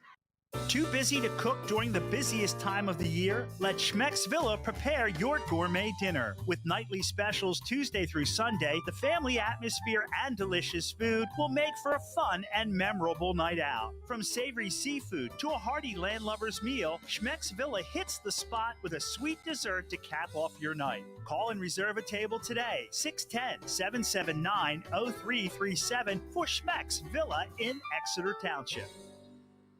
Savage 61 Chrysler Dodge Jeep Ram is once again the #1 rated auto dealership in Pennsylvania. Thinking it's time to trade up for something newer? We offer the most insane trade-in values you'll find anywhere. Whether you're looking for a new or certified pre-owned vehicle, our dedicated team will make sure you drive away happy. Visit us today at savage61.com and see why we're Pennsylvania's top choice. To find out how WEU can be your affordable advertising partner, call 610-345-7338. Well, one of the terms that has come into the game of football is sudden change, and Exeter has made the most of sudden change in this football game, as the kickoff will be over the head of Josiah Garcia and in the end zone. Again, interception by Aiden Dauble, and after a penalty on the first play from scrimmage, Leo Brown goes 30 yards for a touchdown, and then after a fumble recovery, and again, a penalty against Exeter and a hold on that first play after it, the touchdown pass, 77 yards for the score. So Exeter not only coming up with a big play defensively for the turnover, but the quick strike right after that turnover. Yeah, execution on big plays are key. You know, like we talked about, you only get so many in a game. Well, Riley Martinez is 2 for 3 on big throws, and the 2 for 3 were for touchdowns. So on the touchback, Sawyer Espenshade now with a interception and now the fumble as well, as he was sacked and the ball taken away. And now the Buckskins, now trailing 27-7, will start on the touchback from their own 20. CB with still 2 timeouts left to go. Now backs on either side of Espenshade. The give is to Garcia as he turns across to about the 22 or 23-yard line. A gain of a couple for Josiah Garcia, lined up in the backfield with Tegan Rubel on either side of Espenshade. Josh Jackson coming up out of the safety position, making the tackle. So Garcia, who carried it before on a jet sweep, but that time, as I said, lined up as they put Rubel and Garcia on either side of Espenshade. So just a little bit of a different look in this series so far to start for the Buckskins. 2nd down and 7. And this time Espenshade is going to keep it himself, and he'll fight for a couple, but not much. As Espenshade is eventually wrapped up and brought down. Looks like it was Braylon Reinert on the tackle, right around the 25, and a gain of 2. It'll be 3rd and 5. Zone read there by Sawyer Espenshade, and I'm not sure, he debated whether he was going to hand it off. He ended up pulling it out, kept it, and, short gain on the play. So it's 3rd down and 5. Interesting series so far for the Buckskins. They're running the football in the first 2 plays and now have themselves in a 3rd and 5. Eagles looking for another stop here defensively. Bear will split out to the left. Garcia to his right. And Fisher split out on the right side. Conaway is slot on the right. So the more traditional 4-receiver set now for the Buckskins with Rubel in the backfield on 3rd and 5. Espenshade looking right all the way. Looking for Conaway again. It's incomplete and almost picked off again. That time it was Jackson who got his hands on it for Exeter. Josh Jackson almost picked it off. That was a miscommunication there between Sawyer Espenshade and Conaway. Espenshade threw like an out-breaking route while Conaway was going up the field or curling in-breaking route. So they weren't on the same page there, and that was miscommunication. Well, for the first time in this game, we're going to have a punt as Jaden Conaway will punt it for the Buckskins. Jane Ware is the return man, and Exeter is going to be, again, in a great position, field position-wise here. Conaway gets the snap, gets the punt off. It's a high, short kick that will hit and take a Exeter bounce inside the 45 and out of bounds. So Exeter, for the 3rd straight series, will start offensively in Buckskin territory at the CV 44-yard line. So a chance now for Exeter to really put the hammer down here with still 4:43 left to go in the half. They lead at 27-7. And again, in Buckskin territory. I said for the 3rd series in a row, it's 2 out of 3. Of course, they had the big home run to Jaden Ware for 77 yards in their series in between. But they'll start at the Buckskin 45-yard line. Jaden Ware split out to the right. Jake Franix, actually Hafer split out to the left. Brown the lone back in the backfield. 2 tight ends up at the line of scrimmage. High snap, no problem for Martinez. Gives it to Brown, and the Buckskins are all over at that time. Nowhere to go. Wrapped up and brought down immediately by the Buckskins nose tackle, Connor High. Gain of maybe a yard for Brown at the 44-yard line. Makes it 2nd down and 9.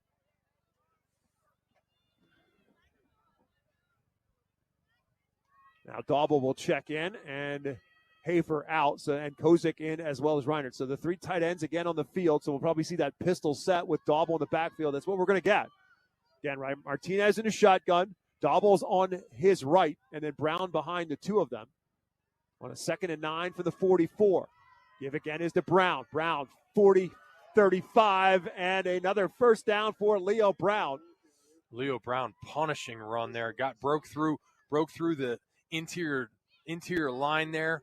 Lowered his shoulder on Connor Fisher, and just punished him on that run. Lowered his shoulder and took it to the defensive secondary. 9 more on the carry for Leo Brown. Another first down for the Eagles at the Buckskin 35-yard line. Clock continuing to run here. 3:35 left to go in the half. Exeter love to milk some clock here.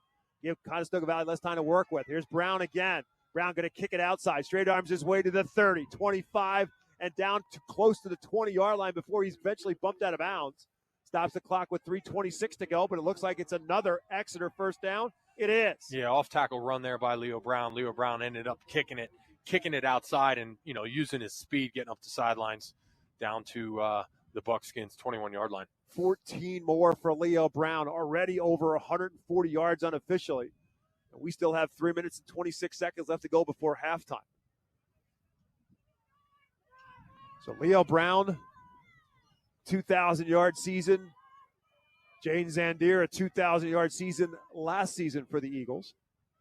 Right back to Brown. Brown cuts it up the middle of the field to the 15, keeps pushing forward. It'll be another first down run as Leo Brown has it down close to the 10-yard line. We'll see where they spot him down, but they will move the sticks again. I mean, you talk about a versatile back, Leo Brown. He can do it up the middle. That was an A-gap run. He can do it up the middle. He can do it off tackle. He can bounce it outside and use his speed. I mean, this guy is, he's a Swiss Army knife in the backfield, and now over 2,200 yards on the year, almost a first down every time he touches the ball. You got another one there. 12 more on the run. It's now first down, goal to go from the 9. Again, just packing the line of scrimmage.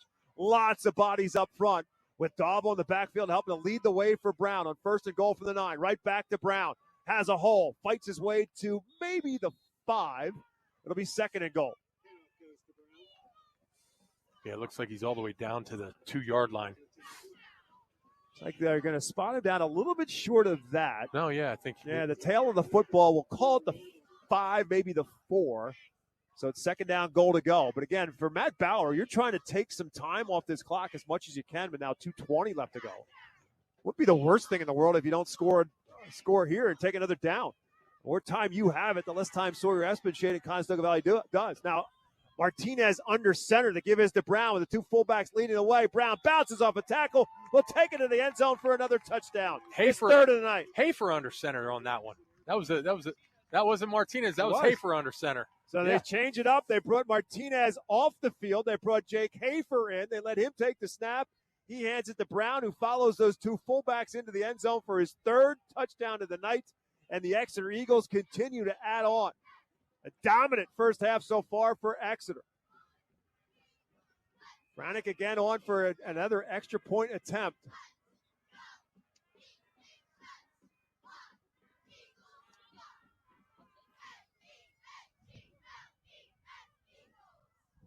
Snap a little high. Where gets it down. Franick bangs it through with 2:08 left to go in the first half. It's now Exeter 34, Conestoga Valley 7. We'll see how Sawyer Espenshade and the Buckskins respond when we come back on WEEU in Reading. UECU is a credit union that understands Pennsylvania, what it means to grow up here, raise a family, start a business. And we're committed to being your financial partner for life. With competitive rates, exclusive member discounts, and modern technology, UECU offers personalized banking that will make you feel right at home. Visit bankingforpa.org and sign up for UECU membership through our partner association, the Pennsylvania Consumer Council. UECU, banking that understands home. Get your house ready to handle the extra guests, yard inflatables, and string lights. Keith HVAC, Electrical, and Plumbing has been keeping homes and businesses running smoothly for the holidays for 30 years. Plumbing, electrical, and heating systems work extra hard in the winter, so let Keith keep you cozy. Quality you trust, comfort you deserve. Call 610-589-6461 or visit KeithHVAC.com. Get Keith HVAC, Electrical, and Plumbing for the holidays because you've got enough to worry about with the in-laws. A 4-play, 44-yard drive, and Exeter adds on. Here's Josiah Garcia, the kickoff return for Conestoga Valley. He is free and clear. He's at the 50. One man to beat. Garcia to the 20, the 10, the 5. Touchdown, Conestoga Valley. Josiah Garcia returns the kickoff for a touchdown. Just what the Buckskins needed. Big play by Garcia. Head of steam. Caught that ball almost at the goal line. Took it the distance on the kick return, and the kicker on that, or was it the kicker? I think it was Dylan Donati. Dylan Donati almost got to him, almost made the touch-saving tackle, and Garcia spun him around to get in the end zone. So Garcia's kickoff return from about 95, 100 yards. It's hard to tell from our angle exactly where he fielded the football, but he got himself free and clear. And then it was a foot race, and Garcia ultimately works his way into the end zone. And here comes Colson Erb on to attempt the extra points. A low snap, they dig it out. Erb knocks it through, and it didn't take CV long to get themselves back in this football game after it was a dominant performance for Exeter. CV with a little bit of a pulse now as they return the kick for the touchdown. It makes it a 34-14 game with 1:54 left to go in the half.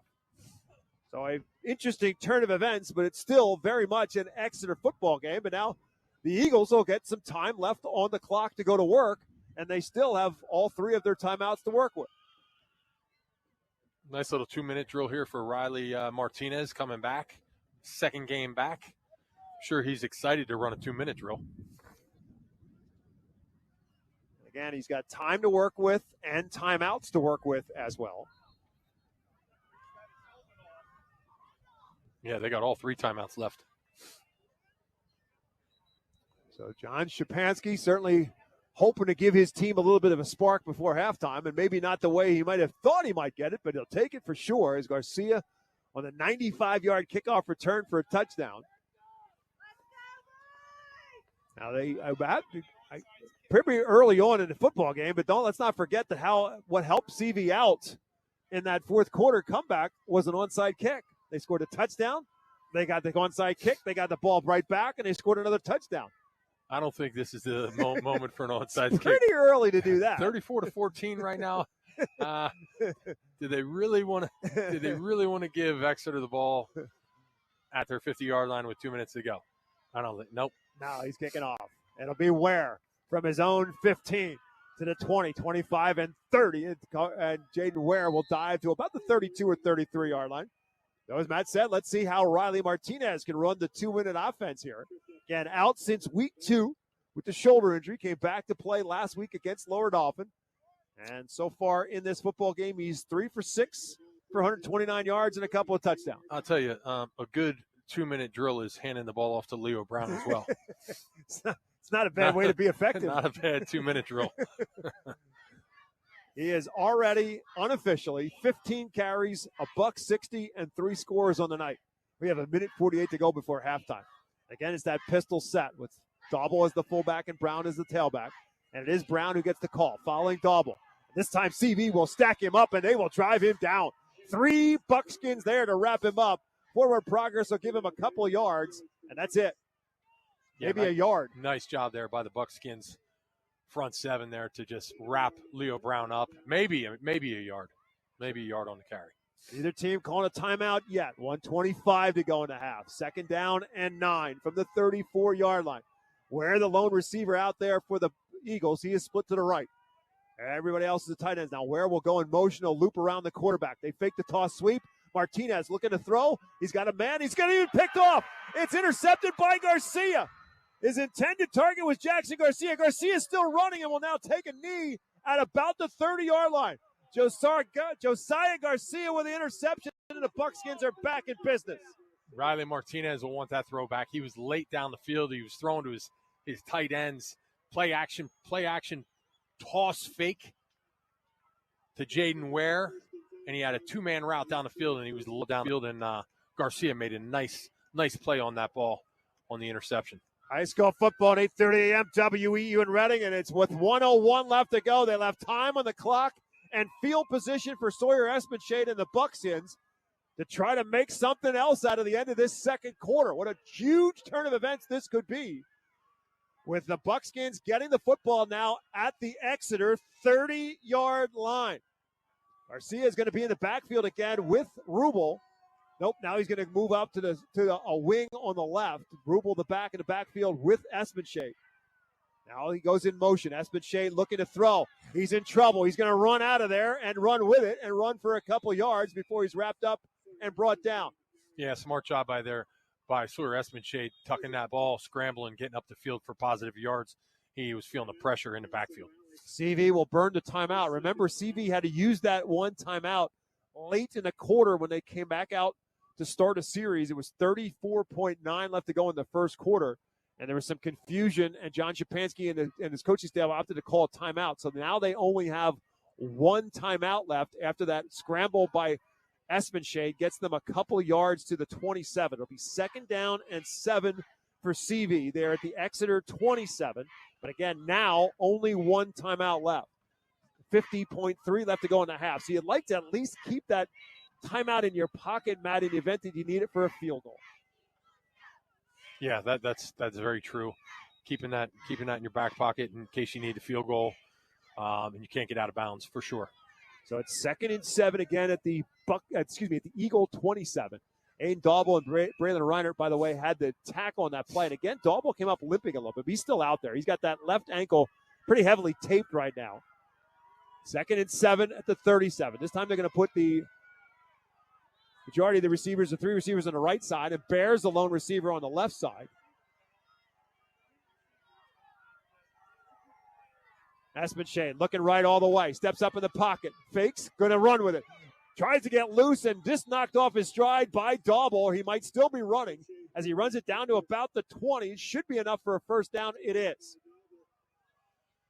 Yeah, it was, again, getting some pressure in the backfield. Espenshade did a nice job stepping up in the pocket. He was looking on that one-on-one combination to Cordell Bear down here. It was a one-on-one versus Jaden Ware. Same thing here. Clock now at 30 seconds. Espenshade play action fake, and he's going to get hit. He's going to roll out of there, but fall down. Jackson Kozik got him. Espenshade could not recover his balance, and he will go down all the way back close to the 35-yard line. And now the Buckskins will have to use that 3rd and final timeout. Jackson Kozik. Yeah, great play by Kozik, putting the pressure on Espenshade, and Espenshade tried to keep his feet, tried to keep the play alive, but ended up getting tripped up all the way back to the 33-yard line. Yeah, so it's going to be a loss of about 13 on the play, but also forces them to stop the clock. And now with 22.5 left to go, Buckskins backed up considerably on the 2nd sack of the night for Exeter. Again, they had 4 sacks in the first half in the first meeting and 6 in the game. They sacked him 4 times last year in the district playoff in the semifinals. So there's your timeout. So you got 22 seconds left. Espenshade can take 2 shots to the end zone. Well, we know he's got the arm for it. That's for sure. The question is does he have the time for it? Can his receivers get open? Because I think we're out of field range here. Yeah. We're looking at you're looking at about almost a 50-yard field goal, even with the wind behind you. That's a lot. So Espenshade was shaking up a little bit on that play. Keep our eye on that. He hit the ground pretty hard. He's got 3 receivers again on his right, and Bear split out on his left. No backs in the backfield. Actually, he's got Rubel over on the right side too. Quads to the right. Rubel's just blocking off the end. Again, Espenshade's in trouble, and he's going to go down. Hit initially by Marino and then finished off by Kozik on another sack by Exeter's defense, wrapping him up at the 35-yard line. Yeah, great job by Marino putting that pressure and getting Sawyer Espenshade out of the pocket, scrambling, and Kozik did the rest.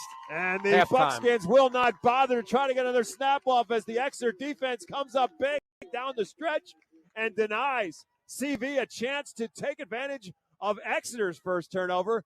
And the Eagles will head to the locker room at the break. It is Exeter 34, Conestoga Valley 14. We'll take a timeout back with halftime live on 8:30 a.m. WEEU in Reading. Hey, Berks County, Chick-fil-A Catering makes game day even better. Choose from a variety of trays, including Chick-fil-A nuggets, mac and cheese, and chocolate chunk cookies. Perfect for your next gathering. Place your order through the Chick-fil-A app, online, or by ahead and pick it up at your local Chick-fil-A restaurant at Broadcasting Square, 5th Street Highway, and Exeter Commons. Take cooking off your plate this football season and enjoy the perfect spread with Chick-fil-A catering. Availability and order requirements vary. See restaurant for details. Savage 61 Chrysler Dodge Jeep Ram is once again the #1 rated auto dealership in Pennsylvania. Thinking it's time to trade up for something newer? We offer the most insane trade-in values you'll find anywhere. Whether you're looking for a new or certified pre-owned vehicle, our dedicated team will make sure you drive away happy. Visit us today at savage61.com and see why we're Pennsylvania's top choice. To find out how WEEU can be your affordable advertising partner, call 610-345-7338. Tonight's halftime show is brought to you by Lincoln Plumbing and Heating. When you need a plumber, get a good one. Locally owned and operated for over 50 years, Lincoln Plumbing has the experience of help from a leaky faucet to a whole bathroom remodel. Call 610-376-0863 for Lincoln Plumbing and Heating, as honest as their name. Alongside Matt Lytle, my name is Bob McCool. Halftime, and it was quite an interesting first half and quite a lot of highlights in this first half as well. And it's the Exeter Eagles on top of the Conestoga Valley Buckskins, 34-14. Again, the winner of this one moves on to the District 3 5A semifinals. They'll take on either number 3 seed Bishop McDevitt or number 6 seed Mechanicsburg. The winner of that game will take on the winner of this one next Friday night. And here is how things materialize in this one. As the Exeter Eagles got the football first, and with Riley Martinez at the control, he finds Jaden Ware, for a touchdown pass from 44 yards out. The extra point by Jake Franick was good. It was 7-0. But Sawyer Espenshade and the Buckskins came right back, and he eventually hits Cordell Bear for a 23-yard touchdown pass to tie the game at 7-7 with still 4:52 left to go in the first quarter. And then it was the running game of Leo Brown putting it in the end zone for his first of the night, finishing off a drive with a 20-yard run. The extra point was blocked, and we finished the first quarter with Exeter on top 13-7. But the Eagles took advantage of some turnovers in the second quarter for a short field, and Leo Brown, after an Aiden Dauble interception, ran it for 30 yards and a touchdown. The extra point made it 20-7, Exeter on top early in the second quarter. And then it was the big strike from Riley Martinez to Jaden Ware, 77 yards on the hookup to make it 27-7. However, Exeter kicked off, and the ensuing kickoff was returned for a touchdown by Josiah Garcia for 95 yards to make it a 34-14 game after another Leo Brown touchdown in between. So after it was 34-7, Garcia's touchdown on the kickoff return, and then Garcia comes back and intercepts a pass on Exeter's next series. But the Exeter defense rises the challenge. They sack Sawyer Espenshade a couple of times, and that's where we sit with Exeter on top, 34-14 at the break. Our Lincoln Plumbing and Heating halftime show will be back now at the WEEU studios. Matt Knob and Adam Cook will take care of things. They'll fill you in on what's happening on another Friday night. High school football, and nobody does it like WEEU.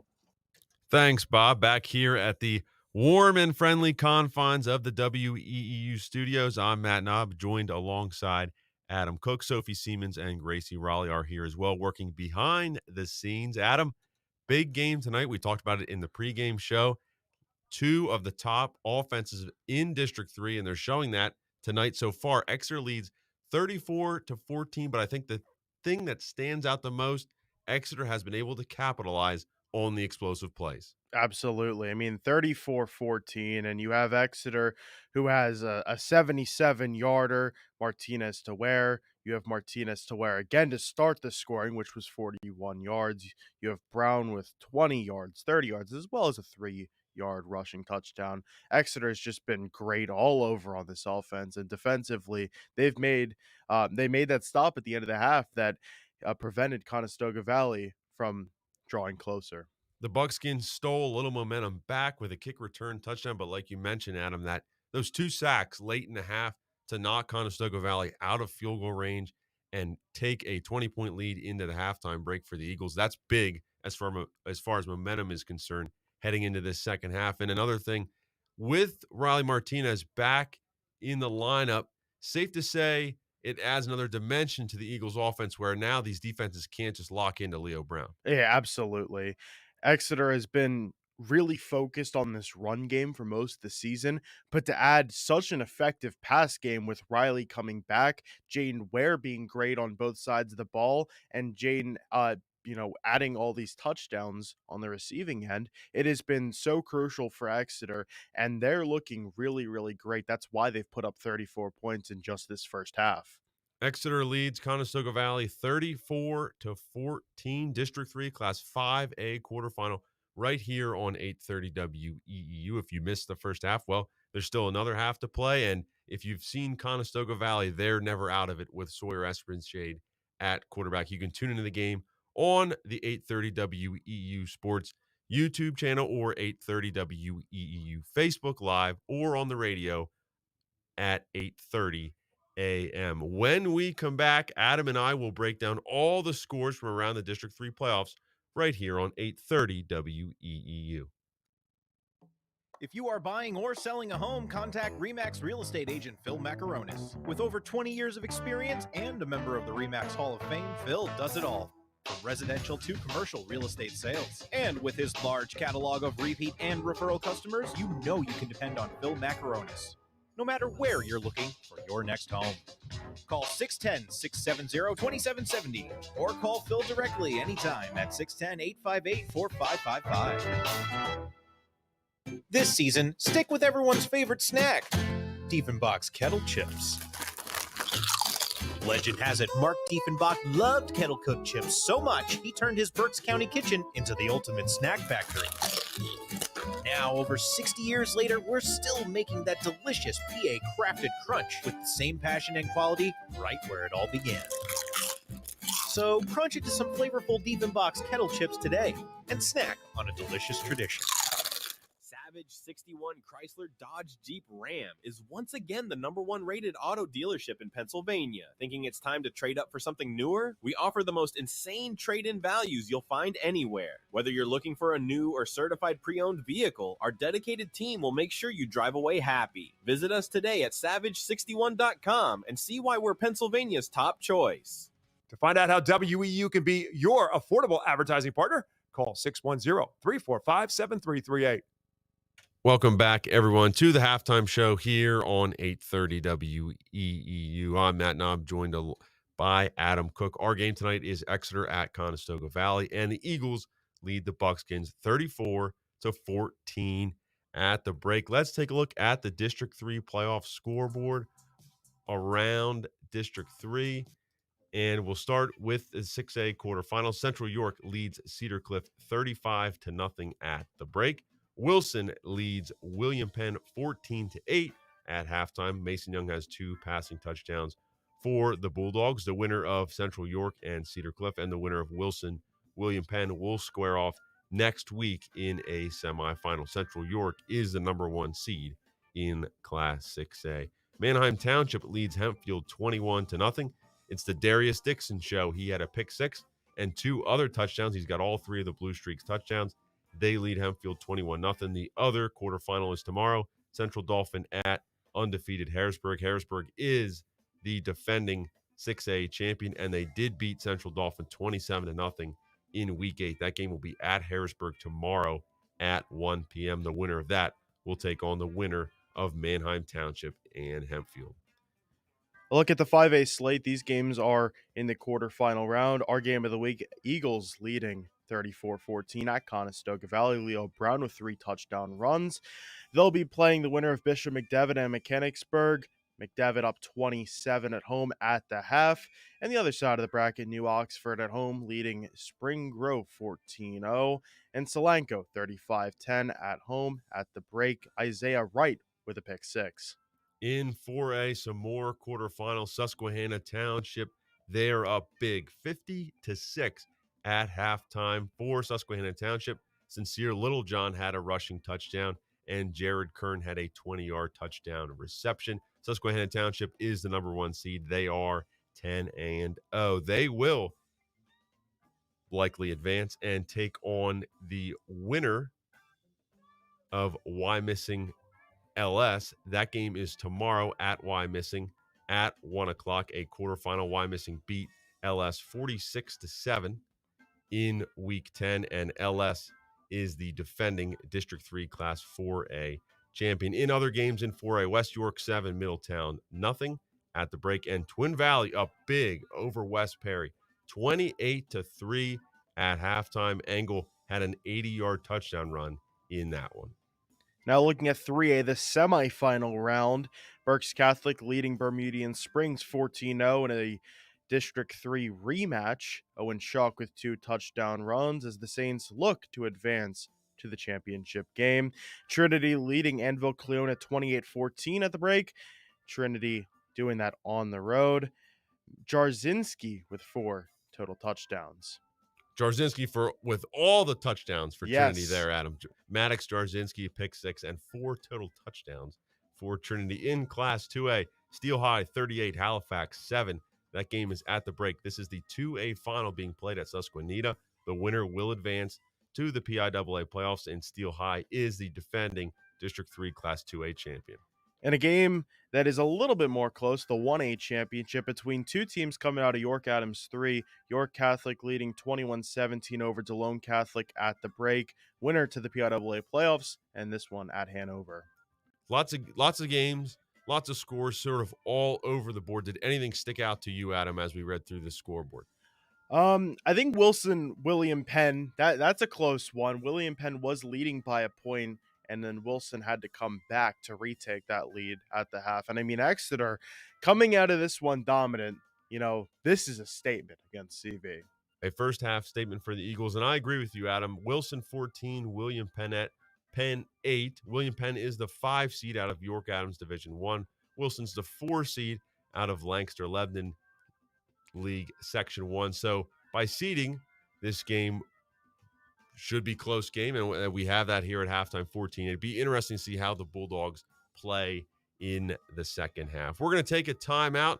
When we come back, we will get ready to send it back to Bob and Matt at Conestoga Valley right here on 830 WEEU.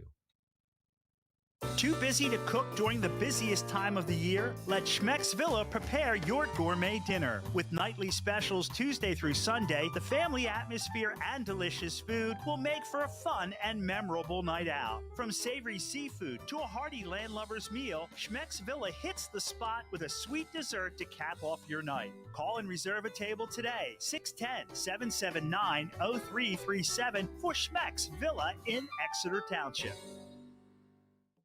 If you are buying or selling a home, contact RE/MAX real estate agent Phil Macaronis. With over 20 years of experience and a member of the RE/MAX Hall of Fame, Phil does it all. From residential to commercial real estate sales. And with his large catalog of repeat and referral customers, you know you can depend on Phil Macaronis, no matter where you're looking for your next home. Call 610-670-2770 or call Phil directly anytime at 610-858-4555. Get your house ready to handle the extra guests, yard inflatables, and string lights. Keith HVAC, Electrical, and Plumbing has been keeping homes and businesses running smoothly for the holidays for 30 years. Plumbing, electrical, and heating systems work extra hard in the winter, so let Keith keep you cozy. Quality you trust, comfort you deserve. Call 610-589-6461 or visit KeithHVAC.com. Get Keith HVAC, Electrical, and Plumbing for the holidays because you've got enough to worry about with the in-laws. Welcome back to the halftime show here on 830 WEEU. Matt Knob, Adam Cook. Our game this evening, Exeter 34, Conestoga Valley 14 at the half. Real quick, Adam, give me your one key for each team in this second half. Exeter's just got to hold on. They're up 20. They can't let it go. They just got to give it to Leo Brown a couple times, add on a couple points, and they'll be good to go. Now, Conestoga Valley, they don't want to let it get out of hand. They cannot turn this ball over at all. They had 2 turnovers in the first half. Sawyer Espenshade's got to lock in hopes of trying to come back again against a really great Exeter team. These two teams met a couple weeks ago. Exeter jumped out to the lead, but Conestoga Valley got the last laugh. 2 touchdowns in the final 3 minutes to steal the win. We shall see if the Buckskins can make another heroic comeback tonight or if the Eagles can hold on and advance right here on 830 WEEU. We'll send it to a quick break and then back to Bob and Matt for the second half. Redner's Markets makes grocery shopping more convenient with Redner's Ready. Shop online and place your order as far as 4 days ahead or as little as 2 hours before pickup at your selected store. Our personal shoppers handpick your items and accommodate any personal instructions for your grocery needs. There's no difference between in-store and online pricing and no extra cost for pickup. And you can even have your order delivered by DoorDash for a small fee. Skip the trip with Redner's Ready. Shop online at rednersmarkets.com. This season, stick with everyone's favorite snack, Diefenbach's Kettle Chips. Legend has it Mark Diefenbach loved kettle cooked chips so much he turned his Berks County kitchen into the ultimate snack factory. Now, over 60 years later, we're still making that delicious PA crafted crunch with the same passion and quality right where it all began. So crunch into some flavorful Diefenbach's Kettle Chips today and snack on a delicious tradition. Support your Berks County community while purchasing great new and used furniture, appliances, and building supplies at the Habitat for Humanity Restore of Berks County. Located at 5370 Allentown Pike in Temple, the Restore carries brand name new and used appliances, furniture, home decor, and more. Many new items are manufacturer direct and are available at unbeatable prices. Stop by the Habitat for Humanity Restore of Berks County Tuesdays through Saturdays from 9 a.m. to 6 p.m. or visit our website at restoreberks.org for more information. Back on the halftime show here on 8:30 WEEU. We'll send it out to Bob and Matt for the second half of action in just a little while. Exeter leads Conestoga Valley 34-14 at the break. But after the game, we will have the scoreboard show, all the scores from across the District 3 playoffs, and some scores from any corner of Pennsylvania. We'll be talking to Dalton Moore. He was covering the Berks Catholic game tonight against Bermudian Springs. Jared Montalto will talk to us about the Wilson game. They're playing William Penn, and we'll also preview tomorrow's Why Missing game. And a little later in the show, Billy Splain will join us for the weekly segment. Billy Splains it all. He will have scores from every corner of Pennsylvania, all the scores you didn't know you needed in 2 minutes. That's Billy Splain shortly after 11 o'clock. And the nightcap is Eric Epler. He's covering the Bishop McDevitt Mechanicsburg game tonight. He will give us a recap on that game, and we'll talk District 3 playoffs as a whole. That's coming up after the game right here on 8:30 WEEU. Hey, Berks County, Chick-fil-A Catering makes game day even better. Choose from a variety of trays, including Chick-fil-A nuggets, mac and cheese, and chocolate chunk cookies. Perfect for your next gathering. Place your order through the Chick-fil-A app, online, or by calling ahead and pick it up at your local Chick-fil-A restaurant at Broadcasting Square, 5th Street Highway, and Exeter Commons. Take cooking off your plate this football season and enjoy the perfect spread with Chick-fil-A Catering. Availability and order requirements vary. See restaurant for details. WEEU is a credit union that understands Pennsylvania, what it means to grow up here, raise a family, start a business. And we're committed to being your financial partner for life. With competitive rates, exclusive member discounts, and modern technology, WEEU offers personalized banking that will make you feel right at home. Visit bankingforpa.org and sign up for WEEU membership through our partner association, the Pennsylvania Consumer Council. WEEU, banking that understands home. Welcome back as we wind our way down to the finish of our Lincoln Plumbing Heating halftime show. Great job by the guys back at the WEEU studios. Just a glimpse of what they'll give you after we're done here in Lancaster County, as they'll have a full rundown of everything that's happening in Pennsylvania high school football, as they told you. And a pretty good showing so far for Berks County high school football. 4 teams in action tonight, with one missing in action tomorrow, and all 4 teams leading at the break, including in this one where Exeter's on top 34-14. Matt, we talked about a number of things in this game. For Exeter, obviously cleaning up the penalties. They've done a pretty good job of that. Big plays, as you brought out in the beginning of this game, they've certainly won the big play factor, and they've definitely won the turnover factor as well.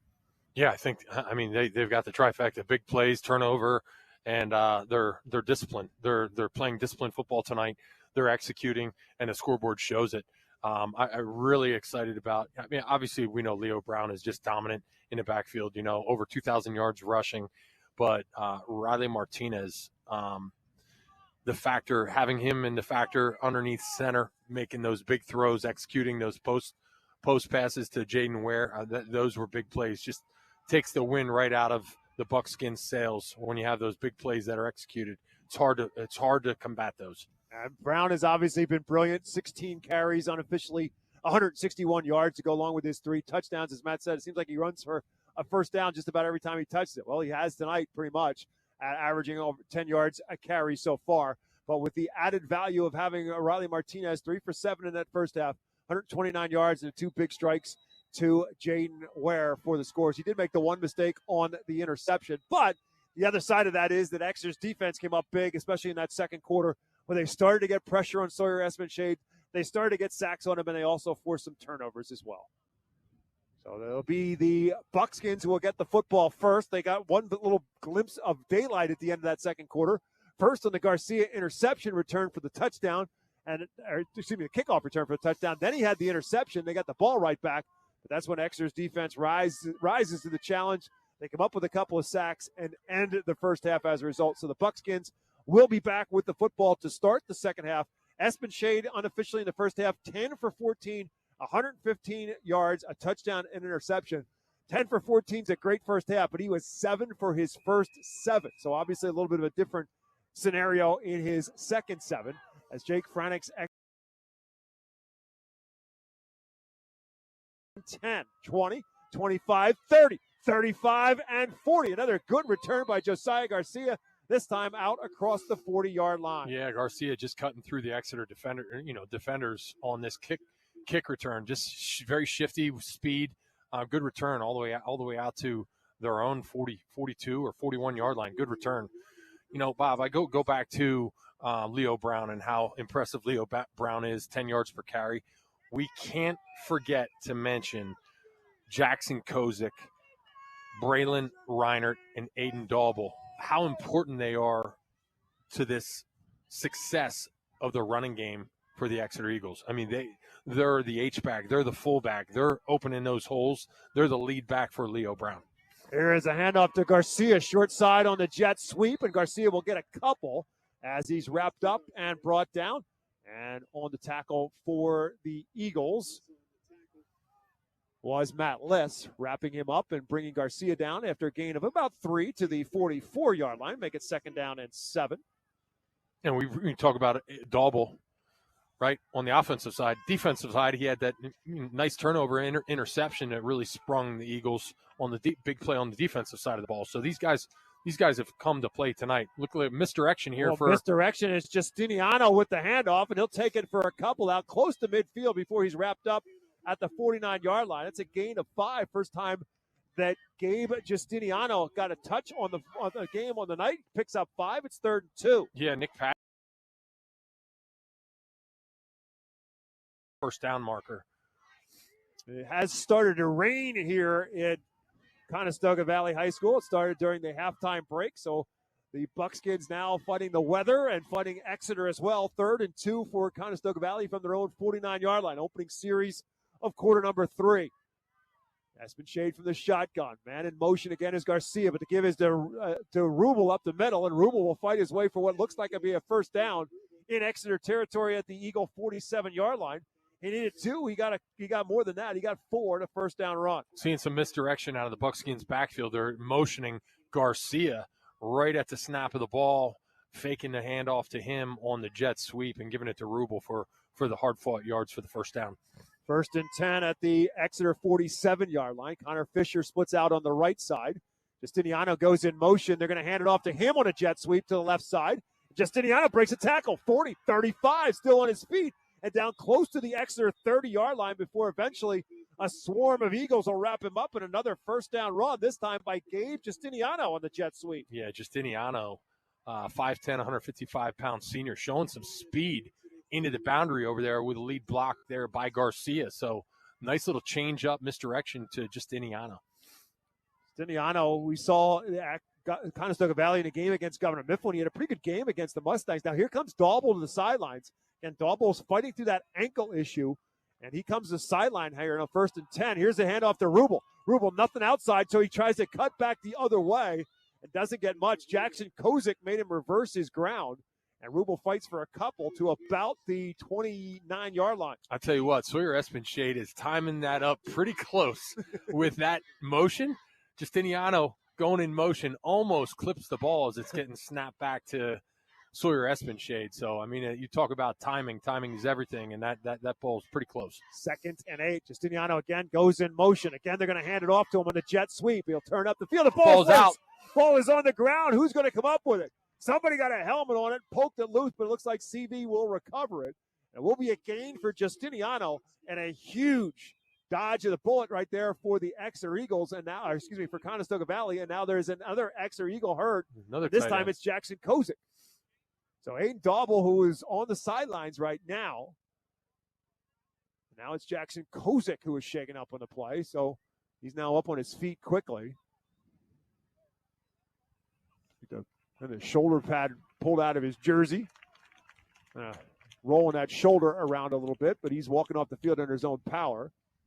And again, Conestoga Valley will keep the football as Justiniano will call it a gain of a yard on the play. It makes it 3rd and about 7 coming up for the Buckskins. More importantly for CV is that they hold on to the football.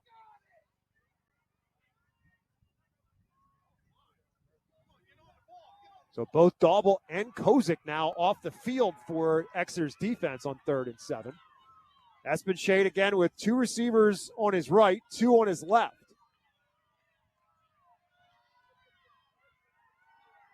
Looking across the middle. The ball's deflected up in the air and incomplete.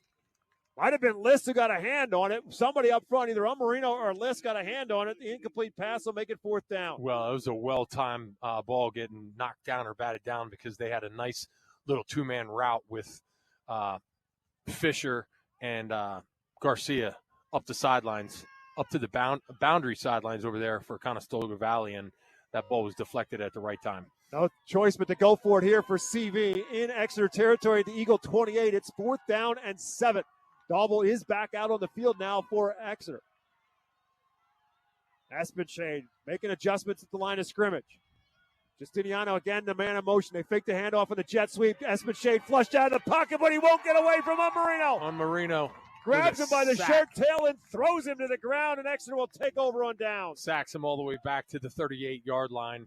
Sawyer Espenshade has his eyes down the field looking to make a big play, and Marino just couldn't get out of the locked arms of Marino. Great play by defensive tackle for the Eagles. Sack number 4 of the night for the Exeter defense, and now Exeter takes possession of the football for the first time in the third quarter. They lead at 34-14, and they've got the football at their own 37-yard line. Jake Franick will come split to the left. Jaden Ware split to the right. Martinez the back in the backfield with the quarterback, and Brown the back in the backfield behind him. And it's Brown who gets the handoff, and he immediately is hit and brought down. Big play, and again, it's Matanti. Matanti. Yep, right to Leo Brown as soon as he got the football and actually lost a yard on the play back to the 36. That is a rarity in and of itself with the kind of production that Leo Brown has had not just tonight but all season long.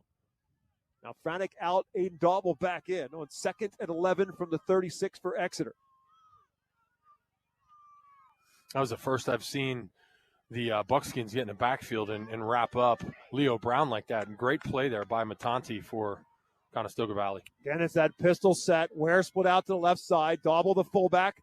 Play, and it's a handoff to Brown. Again, he's hit immediately. I think that was Garcia who came off the edge and got him. No, it was not. It was Parker Book, the outside linebacker, who clipped him immediately on line of scrimmage. Him and Tegan Rubel. Yep. So a gain of a yard back to the original line of scrimmage. It's 3rd and 10 for Exeter. So big spot here for CV's defense if they can get Exeter off the field quickly here. So 34-14, Eagle advantage with 7:30 left to go in period number 3. Exeter has not punted yet tonight. 3rd and 10 now for the Eagles from their own 37-yard line. Franick split right, Ware slot right. Martinez rolling that way, looking for somebody open, going to go underneath for Ware, but it's incomplete. 4th down.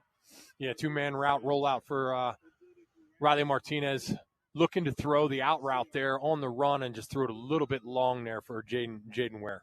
So the Eagles will punt the football for the first time. So the defense is coming to play here to start this third quarter after we had a lot of offense in the first half. And Franek, in addition to being the place kicker, is also the punter for the Eagles. And Jaden Conaway is the return man for Conestoga Valley.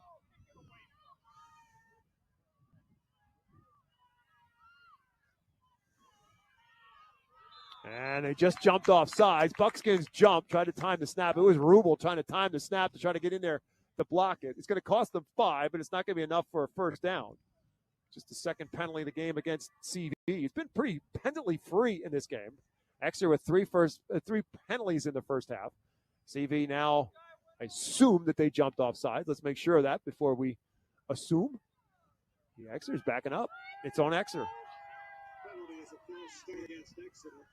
One should never assume. So they back them up 5, and Exeter will punt 5 yards further back, and CV with a chance now for a little bit better field position. It's like the rain has slowed a little bit. It's a good thing. Franek going to run with it. No, just that rugby-style kick and kicking it away from Conaway. Great kick. And no return possibility. Takes a little bit of a CV roll, but not much of a roll at all. But as Matt said, great kick because no return opportunity for Conaway. And with exactly 7 minutes now remaining in the third quarter, CV's offense back out on the field, down 34-14. Again, the defense for Exeter rising to the challenge that is Sawyer Espenshade and getting pressure on the senior quarterback. I'll tell you what, Franek's rollout on that, I thought for a second there it was going to be a fake punt. He delayed that rugby-style kick, although a good one. So from the 32-yard line, Espenshade back to work. Again, sacked 4 times in this football game, including on the final play of the last series. Connor Fisher split out on the right side, along with Justiniano, who's in the slot. Garcia and Bear split it on the left side. Espenshade looking for that little quick hitter. This time it's Bear. Bear trying to slip away, and Dauble will wrap him up at about the 38, but it's a gain of 6. Yeah, nice quick hitting route, hitch route. I think that was to the younger Bear, number 15. It was. So his first catch goes for a 6-yard gain, make it second down and 4. No, is that 15 or 85? That's 85. That's Cordell Bear, the big wide receiver. So nice hitch route to the boundary though for a gain of 7-8 yards on first down for the Buckskins. His 4th catch of the night. Here's the handoff to Rubel on second down. And Rubel will fight his way for a Buckskin first down across the 40 and out close to the 45-yard line. CV will pick up its 3rd first down of this second half, and they will have the football right at the 45 and 7 more for Rubel. I had trouble seeing, Bob. I had trouble seeing those numbers. I had all these raindrops in my glasses. Yeah, as soon as I said the rain had stopped, it started right back up again. 1st and 10 at the 45-yard line now for CV. Inside of 6 minutes to go. We're halfway through quarter number 3. And off again is for Rubel. Rubel waiting for a spot and finds that spot. Takes it across midfield. Marino from behind will bring him down. But the Buckskins are back in Exeter territory. Nice. At the Eagle 47-yard line. Yeah, very nice zone read play there by Sawyer Espenshade to delay that handoff to Rubel. Held the defensive end. He had Reinert there frozen to give Rubel that extra yards up the field for a gain of 8. Second down coming up, right back to Rubel. Rubel not going to get out of the backfield this time. And here's a big play. Matt Liss got him in the backfield. It drops him for a loss. Back to the 48. It'll bring up 3rd and about 4. Yeah, you don't want Matt Liss to lock onto you. He is a big man. That's a dude right there at 6'5", 280, junior at that. Yeah, there are some big underclassmen on this Exeter front, whether it's offensive or defensive side. Oswald, Liss, and Richard, all underclassmen. 3rd down and 4 now coming up for CV. They're at the Exeter 48-yard line. 2 receivers each way again for Espenshade. And now a flag before the snap of the football. Looks like the Buckskins moved. It's going to make it a little bit harder for them now. They're going to be back on their side of the 50 and now in a 3rd and 9. Interesting. That was one of the Exeter Eagles. I think that was number 68 for the Eagles. That was Kevin Oswald that kind of shifted in his defensive stance, defensive down stance, shifted over the center. And when he did that, I think somebody from Conestoga Valley had jumped. on the offense. So 3rd down and 9 now for Espinshade to work with from his own 47-yard line. Looking for the quick hitter, waiting for somebody to get open. It's Fisher. Fisher needs to break a tackle, and he does enough. Holding on was Dylan Donati by the shirt tail, but Fisher gets the first down for CV. Nice throw and catch there, in this rain by Espinshade to Fisher. And, Exeter playing a soft zone coverage, cover 8. We're playing off, so that's stand-up 5-yard, 6-yard hitch route all day in that type of coverage. 10-yard completion to Connor Fisher. The drive alive for the Buckskins, now at the Eagle 43-yard line. 1st down and 10. Give to Rubel. Rubel with a good surge. Rubel has the 40, trying to stiff arm his way out of a tackle, but eventually run out of bounds by Jackson. And it's going to be right around the 35-yard line. We'll see where they spot him out of bounds. A little bit short of that. Looks like actually at the 37, but still a gain of 6 on 1st down. Donate on that tackle, or running him out of bounds, keeping him from any more than 5-yard gain there. 2nd down coming up for the Buckskins at the Exeter 38-yard line. Espinshade looking right, looking for somebody to break open, looks for the Justiniano, but it's too tall and incomplete. He had the Donati underneath, and then Jackson over the top in coverage for Exeter, and the incomplete pass will make it 3rd down and 4. Yeah, that was a high-low read there for Sawyer Espinshade. You had Fisher and you had number 31 there. That's Justiniano, high-low read, and Justiniano it was a little bit over his head, overthrown, but great read there by Sawyer Espinshade. Went to the right receiver, just a little bit off. So again, very unlike Espinshade. 3rd down now for the senior quarterback. 3rd and about 4. Again, movement again by CV before the snap, and it's going to cost them 5 yards again. There was a little bit of miscommunication there. That was Espinshade sending Justiniano in motion and sent him twice, and that 2nd time lifting his foot, he had somebody jump off sides. So now it becomes a little bit more difficult for the Buckskins on a 3rd down and 9. Backed up to their 42-yard line. Conaway now is going to come in for Justiniano. Conaway's lined up in a slot on the right side. Fisher slot right. Now Conaway again goes in motion to join 2 receivers on the left side. Espinshade looking that way. Underneath route, it is Conaway. To the 40, hit immediately and wrapped up. He'll get a couple, but not much, and it'll be 4th down. Yeah, Exeter Eagles all over that. Nice job by Jaden Ware and Reinert in on the tackle there. That was the three-man route. They ran out in the first half. 2 receivers down the field, and they ran Conaway in motion out to the flat. Great cross-body throw by Espinshade there, putting it on his number, but Exeter defense there to wrap him right up. 4th and big spot for Exeter's defense. 4th and 7 at the 40. Exeter's lead is 20. No choice for Conestoga Valley but to go for it. Espinchade's in trouble. Runs out, dumps it off for Bear. Bear needs to make a man miss. He will not get away. He gets wrapped up, and it's Dylan Donati. Put a flag down on the tackle. Both ball carrier and tackler got a little handsy with one another. Did Donati get it by the face mask? The flag is thrown on the play. Let's see what it's all about. Great extra effort there by Espinshade, scrambling, getting that ball to Cordell Bear, and Bear did the rest on a shallow cross. Penalties on the Exeter Eagles. Yeah, Matt Bauer is livid, so you know for sure it is on Exeter, and it's going to keep the drive alive.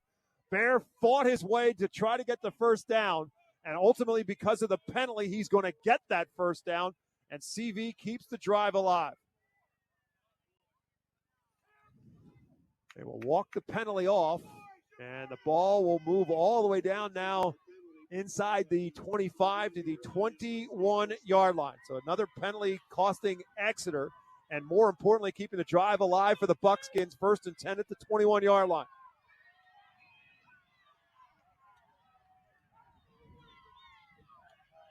CV with 3 receivers to the left. Connor Fisher, the lone receiver on the right. Give is to Rubel. Rubel pushes his way forward, still fighting his way inside the 20 and down close to the 15-yard line. Really a big gain on first down for Rubel. Just up the gut, up the A-gap, delayed handoff, and Unmarino down on the field right now with cramping, but it was solid first down run there for 6 yards. to the 15-yard line. 2nd down and 4 on the run by Tegan Rubel. Lots of good football players playing their last game as the seniors. You never know how that may rise somebody to the challenge here in this third quarter that now has 3:15 remaining in it. CV driving, but they trail 34-14. And following the cramp issue for Joel Marino, 2nd and 4 at the 15-yard line. Marino has had a presence in this football game, to be sure. Center on the offensive side, but an impressive defensive tackle, making and imposing his will on a number of occasions, but right now shaking up a bit. At the 15-yard line is where the Buckskins have Marino won't stay in, but that's not going to happen. He's going back to the huddle. Marino's like, let me back in there. Yeah, I'm good. They got the cramp out of me. I'm good. I can put me in, coach. I can play. But that's not going to work. He'll have to come out for at least one play. 2nd and 4 at the 15.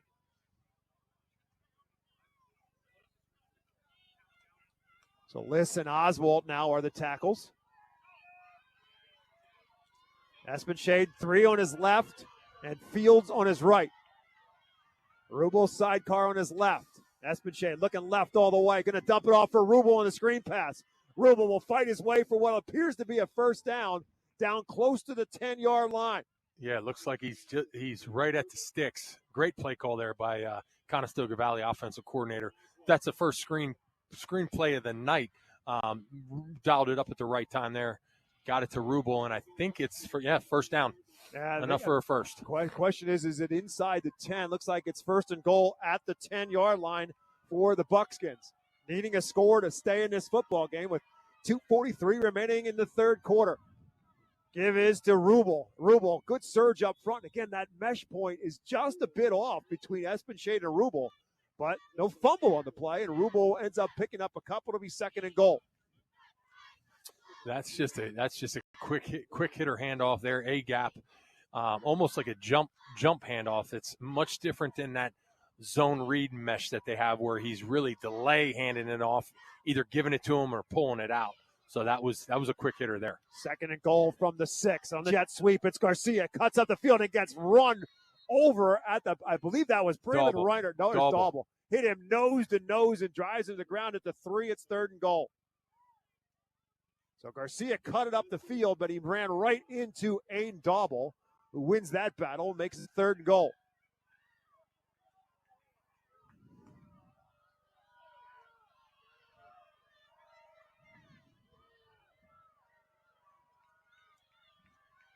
Conaway slot on the right, Garcia slot on the left. Espenshade is going to keep it himself, fighting for it. He's not going to get there. It's going to be 4th down at the 2-yard line, 4th and goal. Yep, little fake handoff, called his own number. Espenshade got up the field and limping back to the huddle, so he got a little banged up, but it was a great extra effort by him diving forward, but just short of the goal line there, down to the, call it 2. 4th down. 2 plus line. Pretty much the hash mark of where you're kicking from right now from CV's perspective. 4th down, goal to go. And the defense for Exeter come up with another stop here. Have turn it back to the offense. Espenshade making adjustments. 3 receivers bunched on his right side. He's going to throw, look the other way. No, back across the middle. It's incomplete. Looking for Conaway. It may have been deflected, but it's incomplete. And Exeter will take over on downs. Wow, nice little jump throw there to Conaway over the middle, out and into the slot. In between 2 Exeter defenders, just couldn't bring it down. Turnover on downs now, Exeter ball. So another Exeter Eagles shaken up on the play. So Exeter's defense comes up with another stop, but this one backed up all the way to the 2-yard line. They'll be 1st down and 10 now for Exeter following this injury timeout. So good news for Exeter is they're winning this football game. Bad news is fighting their way through some injury issues in this game. Marino down on the field again with cramps, which is the starting center for Exeter. So in comes. Looks like Liss is warming up with Riley Martinez on the snap. So it looks like Matt Liss is going to slide over to center. Right. So Aiden Daubel's been shaken up in this game. Jackson Kozik has been shaken up in this game. And Marino, I mean, his issue is just a cramping issue. But the problem is once that starts, it's hard to get it completely away from me, especially for a guy who goes both ways on both sides of the line of scrimmage, and Amarino. He's in some pain right now.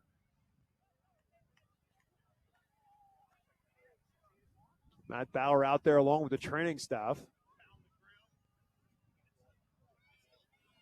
Yeah, I don't know if is it a cramp or is he? Well, yeah, the first initially it was a cramp, or is it something more than that? That's the question right now. Again, he came out with a cramp.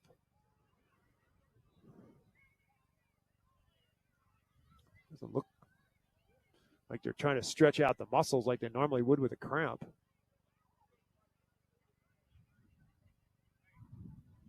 So a bit of an injury delay. Don't forget, remind you that coming up after our game tonight is our scoreboard show. And also remind you that our second half of football tonight is presented by Financial Planning Advisors. Their team of professional advisors can help guide your investment planning, your retirement planning, or planning for your cost of your child's college education. Less than 2% of high school athletes receive a college scholarship. Financial Planning Advisors can help you plan for the increasing costs of college. Get Financial Planning Advisors working on your team. Call them at 610-376-6334 or go to financialpa.com. Thank them and all of our sponsors have been with us throughout this high school football season and continue as Berks County looking to move on to the week 3 of the playoffs. With victories tonight, Exeter is on top. We had halftime scores with Wilson was on top in their game against York High. Berks Catholic on top of their game against Bermudian Springs. And Twin Valley putting it to West Perry. So right now, Berks County 4 for 4 so far with another one tomorrow afternoon. Why missing? Hosting Lampeter Stroudsburg at Bob Wolfram Field at 1 o'clock. It's like Marino's putting the hands out, wanting his teammates to help him up. Let's see if we can see exactly what's going on with Joel Marino. Having some trouble putting weight on that left leg right now. I think it's his calf. His calf is all knotted up, and he's having trouble. Yeah, so we'll see. Keep an eye on that, whether or not he can get back in his game. Exeter with a 20-point lead right now. Got to get some fluids in him. But again, the Conestoga Valley Buckskins cannot put it in the end zone. Exeter has the football now. 1st and 10 at the 2. So it will be Liss snapping the football. And again, you're snapping the ball to Martinez in the end zone. So it's not a good spot on the field to be breaking in a new center.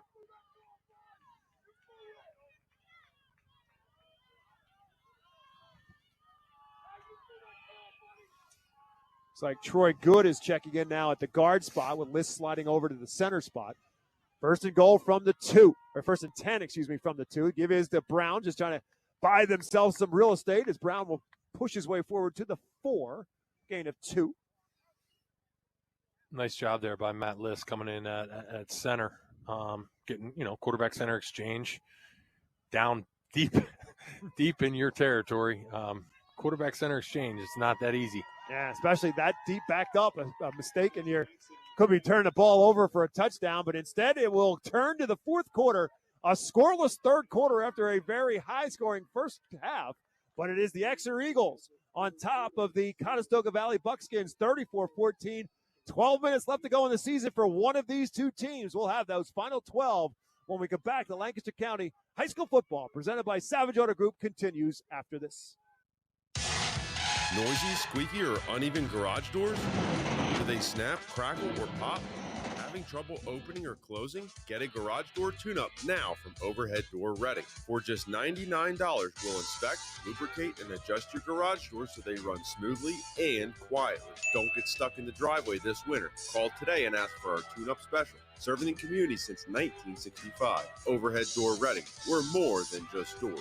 OverheadDoorReading.com. Spots Insurance Group is a proud sponsor of Berks County sports. We're an award-winning nationwide agency you can trust, insuring what means most to you for over 32 years.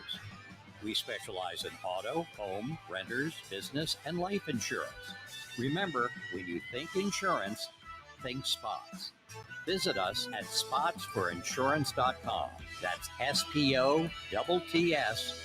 4, We start the 4th quarter alongside Matt Lotto. My name is Bob McCool. Sean Tansky with us as well here at Conestoga Valley High School. Sean keeping everything high and dry as we start this 4th quarter with the Buckskins trailing the Eagles 34-14, and Exeter with the football 2nd and 8 from the 4-yard line. Ball Fumble. may have popped loose on the handoff to Leo Brown. Who's got it? CV says they do. Wait for the officials to say they do, and they do have it. Ball popped out against Leo Brown, and the Buckskins are going to get the football right back. Second turnover of the night for Exeter. They had an interception in the second quarter. Now a fumble deep in their own territory, and the Buckskins will bring the offense right back on a 1st and goal. I don't think that was a quarterback running back exchange. No. I think that went into Leo Brown's pocket, and it I don't know. He didn't tuck it away or whatnot, but it was not secured, and nevertheless, now it's Conestoga Valley's ball, and you got Garcia on this jet for sweep. a touchdown. Josiah Garcia. They go back to that jet sweep. They hand it off to Garcia, and he takes it in for the score. So a huge turn of events here after CV comes up short on the drive at the 2-yard line. Exeter fumbles it back, and the Buckskins make them pay for it with the touchdown. And now on comes Herb for the extra point attempt.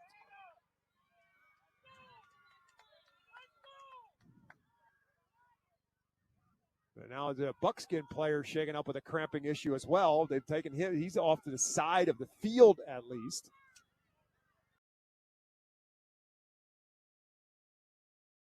Football as Herb is out to attempt the extra point. So they will go for the 1 here to make this a 13-point difference on the scoreboard. Again, with a lot of time still left to play in this game, only seconds into the 4th quarter. There's an official's timeout for an injured player. So Marino being tended to on the Exeter sideline after his cramping issue, trying to stretch out that calf muscle. Now we've got a Conestoga Valley player. That might be Garcia, who scored the touchdown, who's shaken up. I'm pretty sure it is. It is. Yeah, it is. So after he runs in for the touchdown, Josiah Garcia shaken up a bit. He's up and headed to the sidelines as the Buckskins will kick the extra point. Again, Colson Herb is on to kick the extra point. Our first score of the second half. And the extra point is no good. He hooked it left. So it remains a 2-score game regardless at 34-20. As both teams now have missed an extra point. Exeter had one blocked, and now CV misses one as Herb hooks it left. So it's a 34-20 game. We'll keep it here with the Eagles still on top, but CV taking advantage of the turnover and the short field, and Josiah Garcia puts it in the end zone from 4 yards out, and a 34-20 score as a result. So, again, this spot in the game, if you're Exeter, the ball might be a little bit wet at times, obviously, with the rain off and on. Right now, it appears to be slowing down and all but stop, but still the turf is wet. Ball's going to get wet. And now we'll go back to the conversation we had, Matt, late in the second quarter. Different story here. If you're CV, 11:51 left to go in the football game. Is it onside kick time yet? I don't think just yet, especially when Exeter just turned the ball over to you on a, back-to-back handoff. Listen to high school football at 8:30 a.m. WEEU and Reading as Herb has it teed up. Looks like Exeter's expecting it. The onside kick, that is. Ware is up now. Ware's going to drop back deep. Exeter's thinking it's going to be an onside kick, but CV's not lining up as if it's going to be. So some adjustments going on right now from Exeter's special team standpoint. And they're going to try it. And Exeter recovers as Reinert falls on it. Braylon Reinert falls on it right at the 49-yard line of CV. Nice job by Reinert getting on top of that. I mean, that ball wasn't moved. That was nice job. Covers it up. Exeter ball now on the CV 49. CV 49, yep. Yeah. So a chance for Exeter now to see if they can't grind this clock a little bit. Again, their center, Joel Marino, still being tended to on the sideline. So they do have the change up front. But again, it was not a center exchange that caused the fumble. As the ball came loose for Leo Brown, who's obviously back there now behind Riley Martinez in the shotgun. Jake Hafer split out left side. Jay DeWare split out right. Give is to Brown. Brown has a hole. Brown has the 40, and Brown has a first down to the Conestoga Valley 37-yard line. Hand it off to Brown. He's going to get you 10, and that's exactly what he did. It's as close to an automatic as you might find right now, but that's what Leo Brown and this offensive line for the Eagles are doing as they get their first down of the second half on the 12-yard run for Brown. First real daylight that Leo Brown has had in the second half. As he's trying to work his way towards another 200-yard night. New nickname for him, Leo First Down Brown. That's what he just got there at Absolutely. the 37-yard line of CV. Can't imagine it'll be much else right now.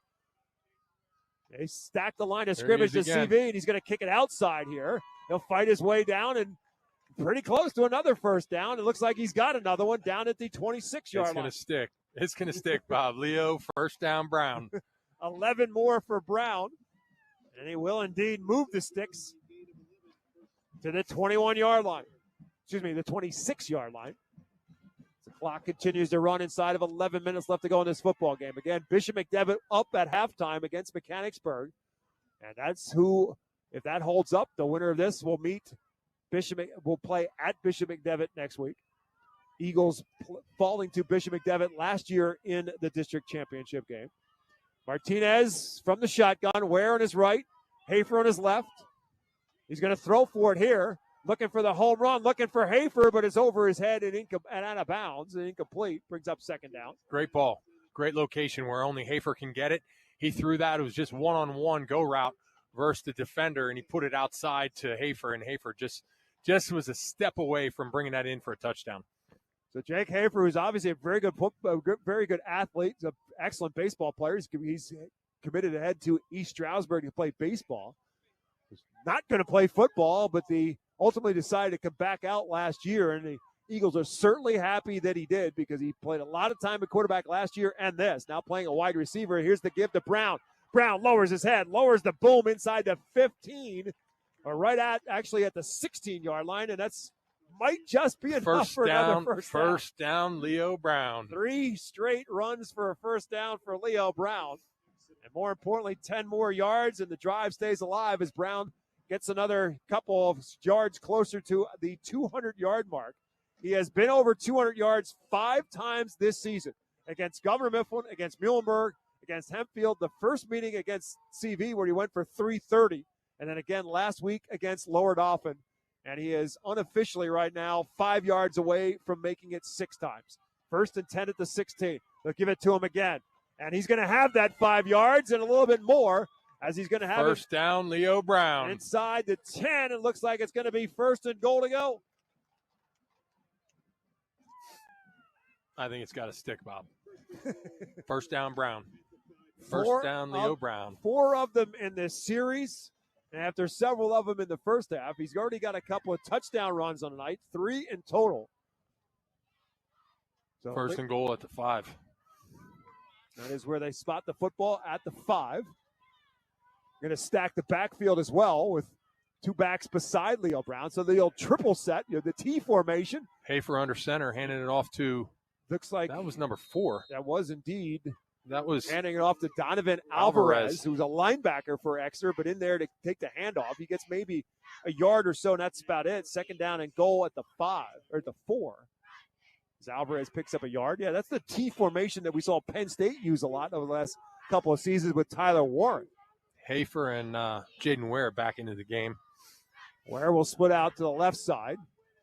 Hafer is under center again. Interesting that when they've gotten these situations, they've gone to Jake Hafer under center as opposed to Martinez in the shotgun. So Hafer at quarterback under center with Kozik and Dauble as the leading blockers in front of Brown. They stack him up, and Brown will not get in. CV's defense tightening up inside the 5-yard line. It's going to be 3rd down and goal to go. They may have actually pushed it back to the 4. 3rd down and goal from the 4. Yeah, loss of a yard on that play. Clock continuing to run, but it'll be inside of 8 minutes remaining in this football game when Exeter finally snaps it. Dauble now comes out. Ware comes out. I need to go back to that T formation here.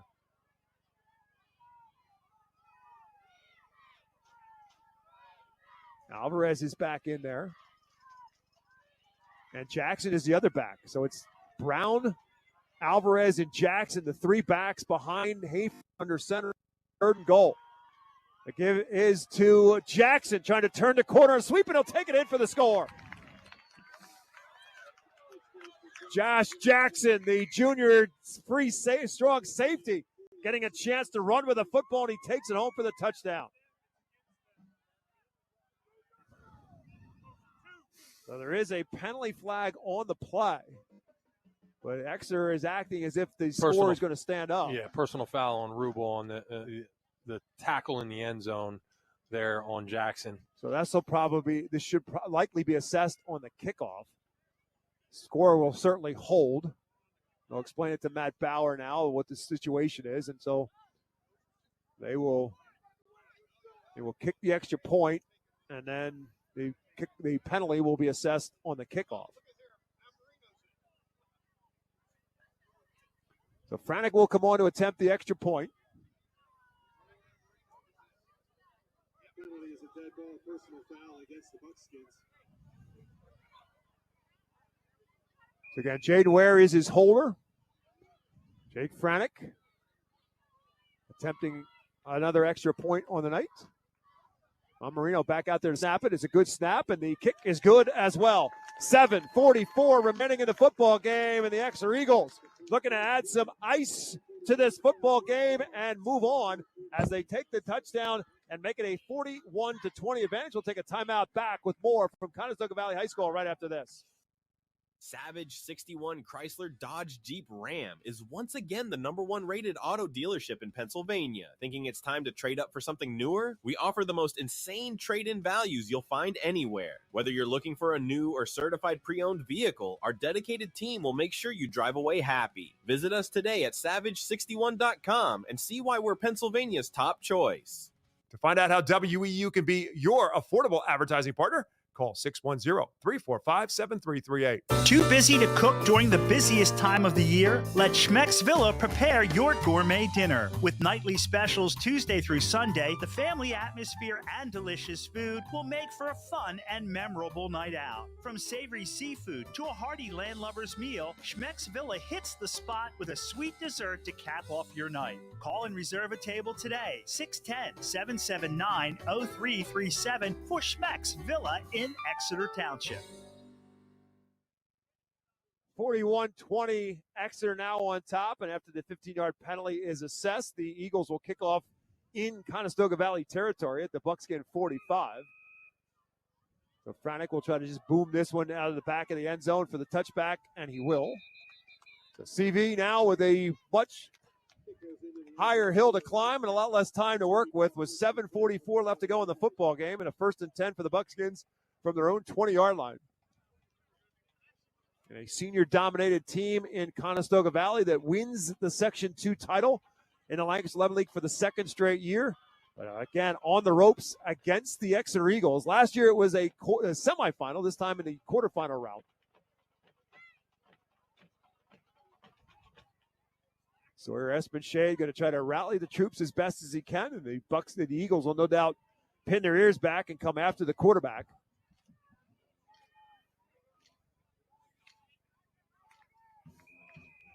So Espenshade from the 20.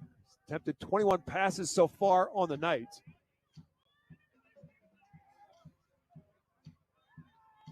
Looking left all the way. Look, a little flip route, looking for the underneath route for Garcia. It was over his head. He had Bear deep and Garcia underneath, but it's incomplete. 2nd down. Yeah, it was 2-man route here down to the boundary side. They had Bear going deep, and they had Garcia on a mini corner route, and it was well thrown ball by Sawyer Espenshade, and Garcia just put one paw up, got a hand on it, but couldn't get 2 hands on it, and ends up incomplete. So after a 7-for-7 start, Sawyer Espenshade now 14 for 22. We're looking for more here. This time the pass is caught. It is Cameron Bear who catches it. Cameron Bear is loose and eventually run out of bounds by Jackson, but not before he'll pick up a 1st down.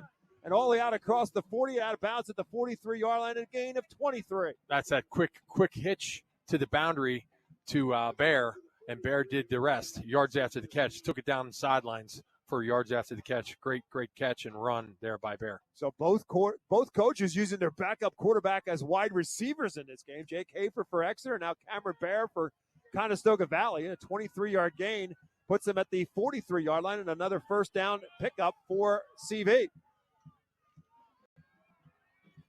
Espenshade with time, looking for the pass, and it's caught by Conaway in Exeter territory inside the 35 and down to the 33. A beautiful throw from Sawyer Espenshade and a first down for the Buckskins. Yeah, nice nice run route by Conaway there on that corner route, and Espenshade put it up over the top where only Conaway could catch it. Nice throw and catch all the way down to the Exeter Eagles 33-yard line. A gain of another injury timeout. Again, this is Garcia who's shaking up. So the cramping issues are rearing their head in this football game with Marino and now Garcia again shaking up with the cramping issue. So he's helped up, but not before a 24-yard gain on the pickup to Conaway. It's the fifth catch of the game for Conaway. He and Burdell Bear team high of 5 each. But more importantly, 1st and 10 now at the 33-yard line of Exeter for the Buckskins with 7:25 left to go in this football game. Again, Exeter on top by 3 scores, but the Buckskins picking up chunks right now.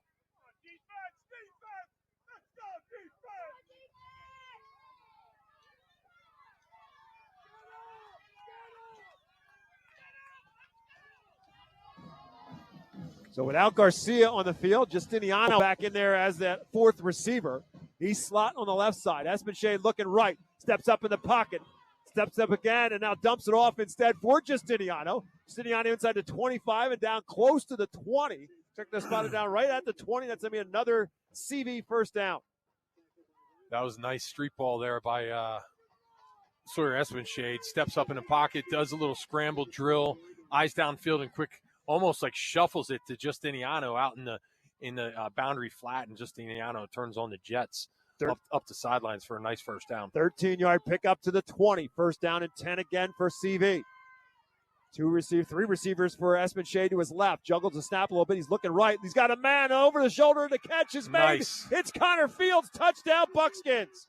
Beautiful throw and catch there. Almost like a corner fade route to Fisher. Over the shoulder catch by him.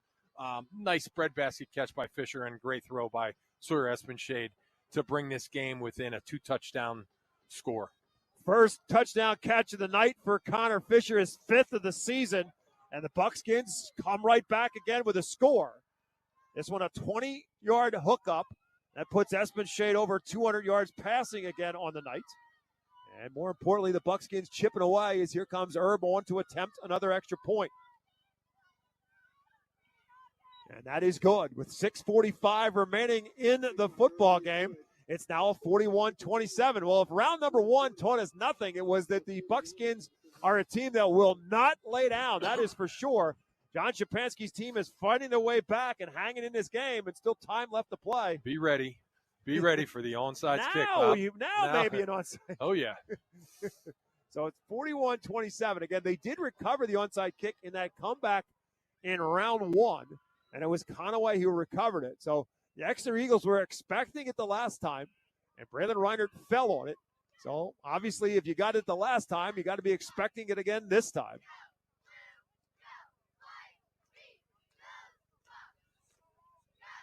So Connor Fisher's touchdown pass reception, again from 20 yards out.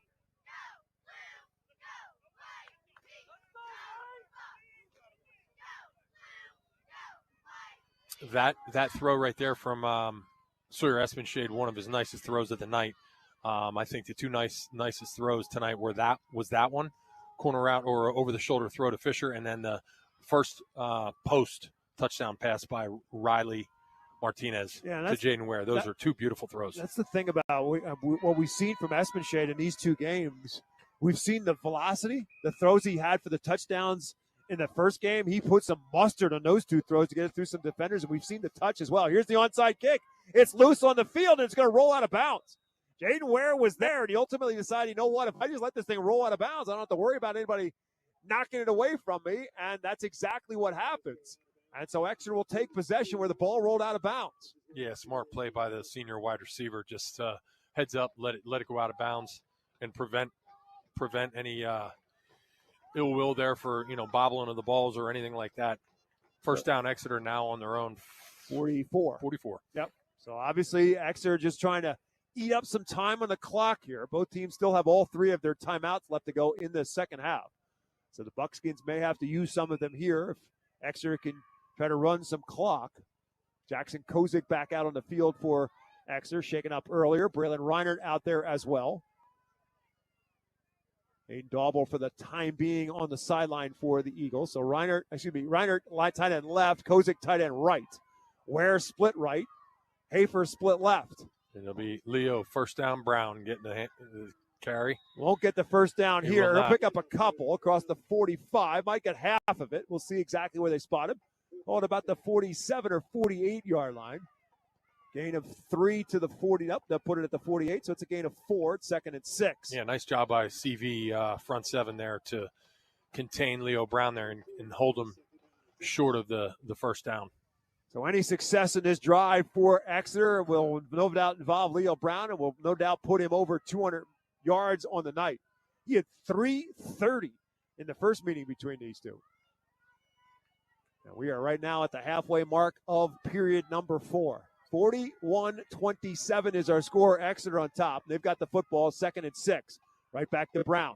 Brown hit in the backfield, but gets his way at least across the line of scrimmage and at the line of scrimmage, at the 50, I should say. Gain of 2 more for Brown will make it 3rd and 4. Yeah, tripped up there by number 50, Sam Tonti, at the defensive end position, making that stop on Leo Brown. So right at the 50-yard line, it'll be 3rd down and 4 now coming up for the Eagles.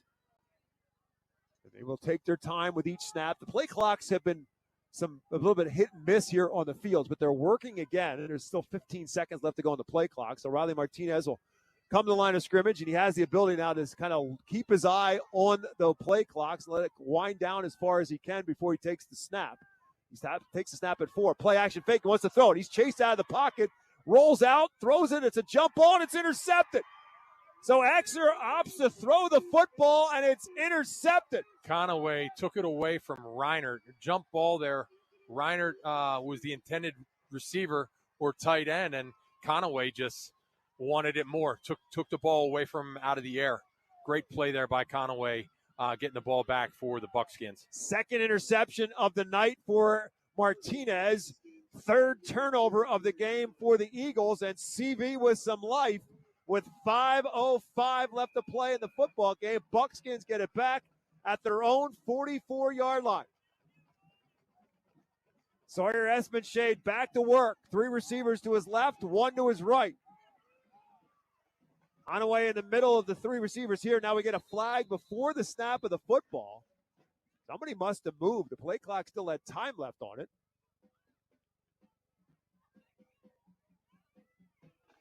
Came from the Exeter sideline official. Usually in the area of when false start. Or somebody else in motion. Looks like CV's starting to back up. Nope, they're pushing it back to the 39. So the Buckskins moved. 5 penalties against CV now in this football game. 4 against Exeter. 1st and 15 at the 39 now instead. Espenshade looking left all the way. Now he's flushed out of the pocket. He won't get away. Flag goes down as he goes down. He lost the ball. The ball's laying there. Fumbled. Exeter has it. Reinert has it. I think they're going to say it's an incomplete pass. They are. The question is the flag, as Espenshade was sacked back at the 30-yard line. He was looking for Conaway. They ran a smash route here to the strong side of the field. He had Conaway on the corner route, eyes down the field, and he got pressure. He got pressure Matt Liss up front. Matt Liss got to him, and that was it. And he did cough up the ball there as he was getting tackled to the ground, and it was just laying on his side. Luckily for the Buckskins, the officials didn't see that. So it looks like the penalty is going to be against Conestoga Valley, and I think Exeter is going to decline the penalty. They'll take the play, which was a loss of 9 on the play. So it's now going to be, after the penalty before that, it's going to back CV up into a 2nd and about 26.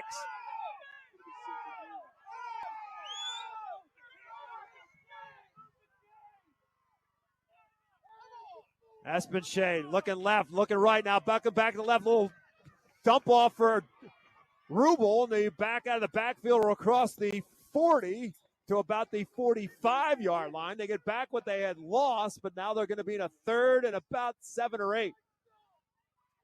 Another great play call there. I mean, timely for these screens. Middle screen there to Rubel, picking up what they had lost on the penalty. Gain of and about then some. 15 on the play. Puts it in a third down and a 9. Espenshade has time, delivers the football, the pass. Did Bear hold on to it? Cameron Bear, the man they're looking for, and they believe he caught it. He did. It's a first down, Buckskins. He did. Great man-to-man route against Donate. Cameron Bear made a really nice play on that ball, coming back right at the sticks. Great throw by Sawyer Espenshade, knowing where the first down marker was. At the 45-yard line now of Exeter. 4 minutes remaining in the football game. Getting tight in Whitmer. 41-27. Exeter's lead is 2 scores. CV at the Exeter 45. Espenshade going to dump it off again. Rubel, it's up in the air. It's deflected and incomplete. Jaden Ware almost got the deflection, and he had nothing out in front of him. It falls harmlessly to the ground. Little swing route to Rubel. Went off of Rubel's hands. Jaden Ware saw the end zone and nothing in front of him. Just could not bring it down. Tried one-handing it over his head to pull it in, and he'll want that one back when he watches film. Jaden Ware is going to wake up in the middle of the night screaming because he's going to see that play in his dreams and remember what happened to him. It's second down and 10 instead at the 45. Oh, he was so close to putting this thing on ice. 3:47 left. That would have definitely been the ice play, for sure. Second and 10 instead for CV, still with life. Espenshade delivers the football. It's caught by Fisher. Fisher wrapped up immediately, but a gain close to the 40-yard line. I tell you what, great. I mean, they run that route really nice. That's a smash route, corner route over the top, and then you had underneath with a hitch route, which leaked outside, and Espenshade put it right on his outside shoulder. Great throw and catch. Third and about 5 coming up for the Buckskins at the Exeter 40-yard line. Espenshade looks left, now across the middle. He's in trouble. He dumps it off just before he's tackled. Flag down as Rubel has it. Rubel makes a man miss, and Tegan Rubel has maybe run this for a first down, but we'll see what it's all about. As Espenshade was just about to be sacked again, and a flag went down. I think it's holding on the Buckskins. Jackson Kozik was on him. But great play nevertheless. Sawyer Espenshade, as he's getting tackled, knows his dump off, finds Rubel, gets Rubel the ball, and Rubel gets enough for the first down. Unfortunately, holding on CV, bringing it back. It was Andre Osborne and Jackson Kozik who were pressuring Espenshade, and that's what forced the holding penalty. So it's still going to stay third down for CV. That's the good news, but now they're backed up to their side of the 50 at the 49. So it'll be third down and about 16 to get the first down. Clock at 3 minutes remaining in the football game. Espenshade sprinting out to his left, stops, plants, squares the shoulders, throws the football, and it's incomplete. Bear was his intended target, and he slipped down. And the incomplete pass will stop the clock with 2:53 left to go, and it's 4th and 16. That was almost like a back shoulder throw, what Espenshade was trying to do there on the run. Really tough to do. He had Cameron Bear running down the sidelines, and they both made eye contact, so Espenshade threw it, but just threw it a little bit behind Cameron Bear, where Cameron Bear could not get back to it. Looks like CV's going to call the timeout here because this is the season right now for the Buckskins. It's 4th and 16 at their own 49-yard line. They complete a pass or they get a first down here. They keep the drive and the season alive. If it does not pick up the first down, Exeter takes over on downs, and the Eagles could theoretically run out the clock here with 2 minutes and 53 seconds left to go in this football game and a 2-score lead. So pretty much this is Sawyer Espenshade trying to extend his high school football career right here.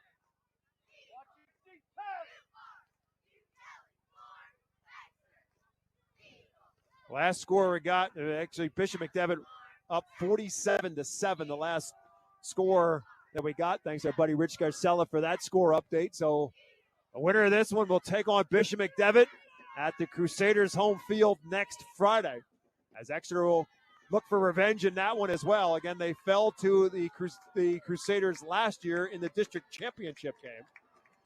And Exeter will look for revenge in that one if they can get there. They lost 48-14 last year.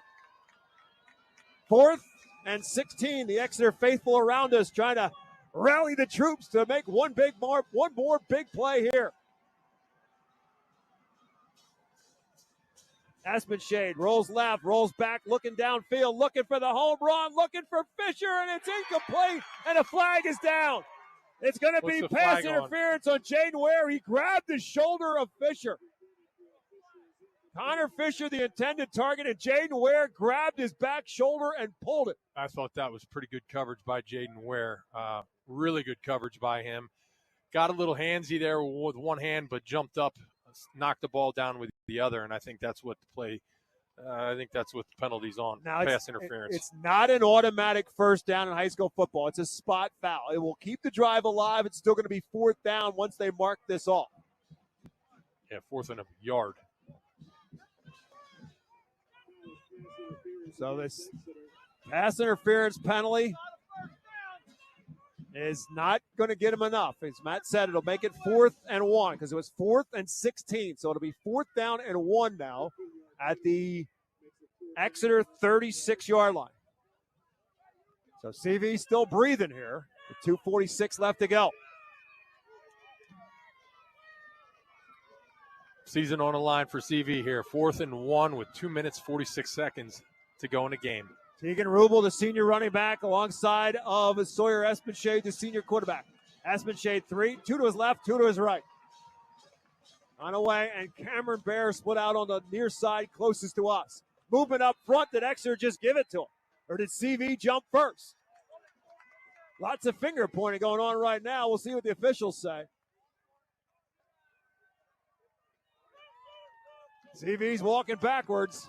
It's going to be on the Buckskins. It's going to make it 4th and 6th instead. So a big mistake there for CV. Just made the job a whole lot harder. Penalties. That's the wrong time of the game, I can tell you. Yeah, there haven't been a whole lot of them, but there's been a lot lately. For the first 3 quarters, there were not a whole lot of penalties, but there's been some big ones in this final period. That was a costly one. 4th and 6. So now Espenshade, you got to figure, is going to have to do it with his arm. Or his legs. Or that's a very valid point because Yes. Exeter's been putting pressure on the quarterback. Steps up in the pocket. Is he going to run? No, he's going to throw. He's got a man. It's Rubel at the 20, 15, 10, and down at the 10-yard line. First down, goal to go. You thought Espenshade, you scrambling, eyes downfield. You thought he was going to tuck it and run for the first down to get the 6 yards needed. Instead, throws a touch pass to Rubel down the sidelines. Rubel makes a nice catch. 1st and 10 now. Ball on the 10-yard line. This CV team is like the serial killer in a horror movie. They just can't kill them off. They just keep coming. 1st and goal at the 10. Double swing pass across the middle for Cameron Bear inside the 5. Dives. He's going to be short of the end zone. It'll be 2nd down and goal to go. Inside the 5 at about the 3. Yeah, the younger Bear there playing receiver, number 15, coming on the shallow cross. Nice catch and run underneath, just short of the goal line. 2nd and goal from the 3. 3rd catch for Bear. Here's that jet sweep for Conaway. Trying to string it out, and he won't get there. Exeter denies him, and Jaden Ware finishes him off. It's 3rd and goal. Dauble and Ware in on the tackle there. Nice job keeping that extended, keeping Conaway from shouldering, leveling up his pads, getting up north and south, and just extending it to the sideline. 1:42 and still counting left to go in this football game. 41-27 Exeter on top. 3rd and goal from the 3 now for the Buckskins.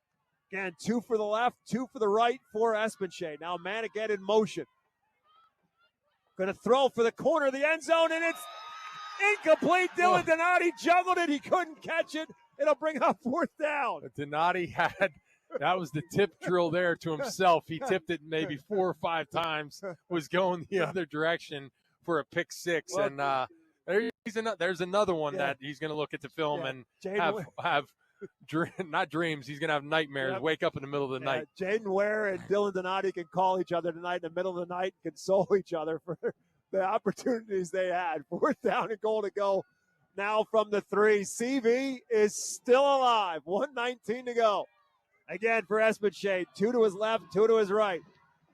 Looking left, but I think there was movement before the snap. Penalty. You know, funny thing, we talk about these drops by these defensive backs. In college, the receivers say, you know why you're playing DB, right? Because you weren't good enough at receiver. You didn't have good enough hands. So they'll have to harass one another. But this penalty is going to be again against CV for movement before the snap, so they're going to back him up. 4th and goal now at the 8. So CV continues to make it a little bit more hard on themselves here. These pre-snap penalties. Clock at 1:18 remaining. Playoff football coming down to who's going to be standing at the end. Again, Espenshade, 2 to his right, 2 to his left. It's Bear and Conaway on the left-hand side. Watch Conaway here in the slot. He looks the other way instead. Looks for a jump ball in the end zone. Got it. And it's caught. Got it. I Garcia? believe it's Garcia, or is it Fisher? I'm not sure who's in that corner of the end zone. Is it Fisher? Yeah, I think it was Fisher. It is Connor Fisher on the touchdown, and the Buckskins still breathing. On 4th and goal from the 8, Sawyer Espenshade with a touchdown pass to Fisher for the score.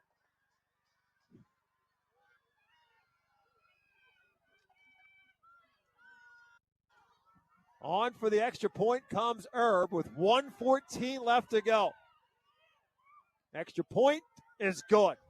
With 1:14 remaining in the football game, we'll keep it here because you know what's coming for sure now. They'll try it for a 3rd time with an onside kick with 1:14 left to go in the football game. Conestoga Valley. Never a dull moment in this heated battle. Nope. As I said, this thing is no longer a rivalry. It's become a mini series. The way that these two teams have gone after each other, the drama that is involved with the games, in addition to the high stakes that are involved in the games as well. These playoff games and Section 2 championships involved as well. So Connor Fisher with his 2nd touchdown pass of this 4th quarter.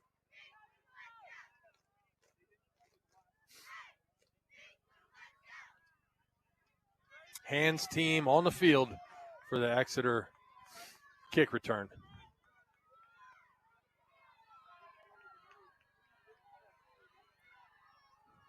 So Herb will kick it. Exeter's got 9, as many as they can up front. Nobody back deep, obviously expecting to hand the onside kick. Herb is looking right, and he kicks it left. And it's grabbed by Exeter, and the Eagles will hold on to it. I believe it.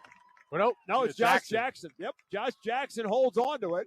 So Exeter, CV can burn 2 timeouts here. Big play there by Josh Jackson, bringing that ball down and preventing CV from getting another shot here with 1:14 to go. So the Eagles will take possession at the CV 49. Again, with 1:14, as Matt said, left to play in the football game. And you know what you're going to get here. Exeter's just going to run the football, force CV to burn its 2 timeouts. If Exeter can pick up a 1st down here, pretty much put this thing away. They're going to go with that triple backfield again. Jackson and Alvarez and Brown back there as with the backs. Hafer under center. And Hafer under center, you're correct. Riley Martinez right now a spectator, and they'll hand it off. And it's Alvarez, the middle back, who gets the call. And Donovan Alvarez will push forward for a couple, and now CV will call that 2nd timeout. Yeah, big. I mean, first down run, 5 yards, 4 or 5 yards for Alvarez. So it'll be 2nd and 6 after the CV timeout, which comes with 1:09 left to go as the raindrops start falling again here at Conestoga Valley. We've had a little bit of everything in the precipitation category tonight. We invite you to stick around coming up for our Pizza Como Temple post-game show. That light will be down on the field with words with our winning coach and our player of the game. We'll have our Celebration Villa of Exeter play of the game as well. Lots of choices for that one as well in this action-packed game. It was, again, a high-scoring affair in the first half, 34-14. Then we had a scoreless third quarter. Picked back up here in the fourth, thanks to the Buckskins just refusing to go away. Second down and 6 now for Exeter from the 45. Again, that triple backfield, and again, it's Alvarez on the call. We'll pick up a couple, and CV will burn its third and final timeout. So it'll be third down now for Exeter. Third, and we'll call it at the 42-yard line. So it's third and about 3. So CV uses its final timeout with 1:03 remaining in the football game. And so Exeter picks up a first down here. It is over. Third and 3. Dauble's now out at the huddle on the field. Do they change it up here now and maybe go back to that pistol set with Dauble leading the block for Leo Brown? I think you got to give it to Leo, first down Brown. They're going to stay with that T formation back He's there. in there. Yep, Brown in our back You're gonna do in the backfield behind Hafer under center on 3rd and 3. Is this going to be student body left, sweep to the left? Alvarez is the middle back of the 3. Yeah, here and it's comes. Brown. Brown will get the first down. Leo Brown with the first down to finish this game off as Exeter. CV cannot stop the clock, but CV's saying it was a fumble. Let's wait and see before we say anything. The Buckskins say they have the football. Did the officials give it to them or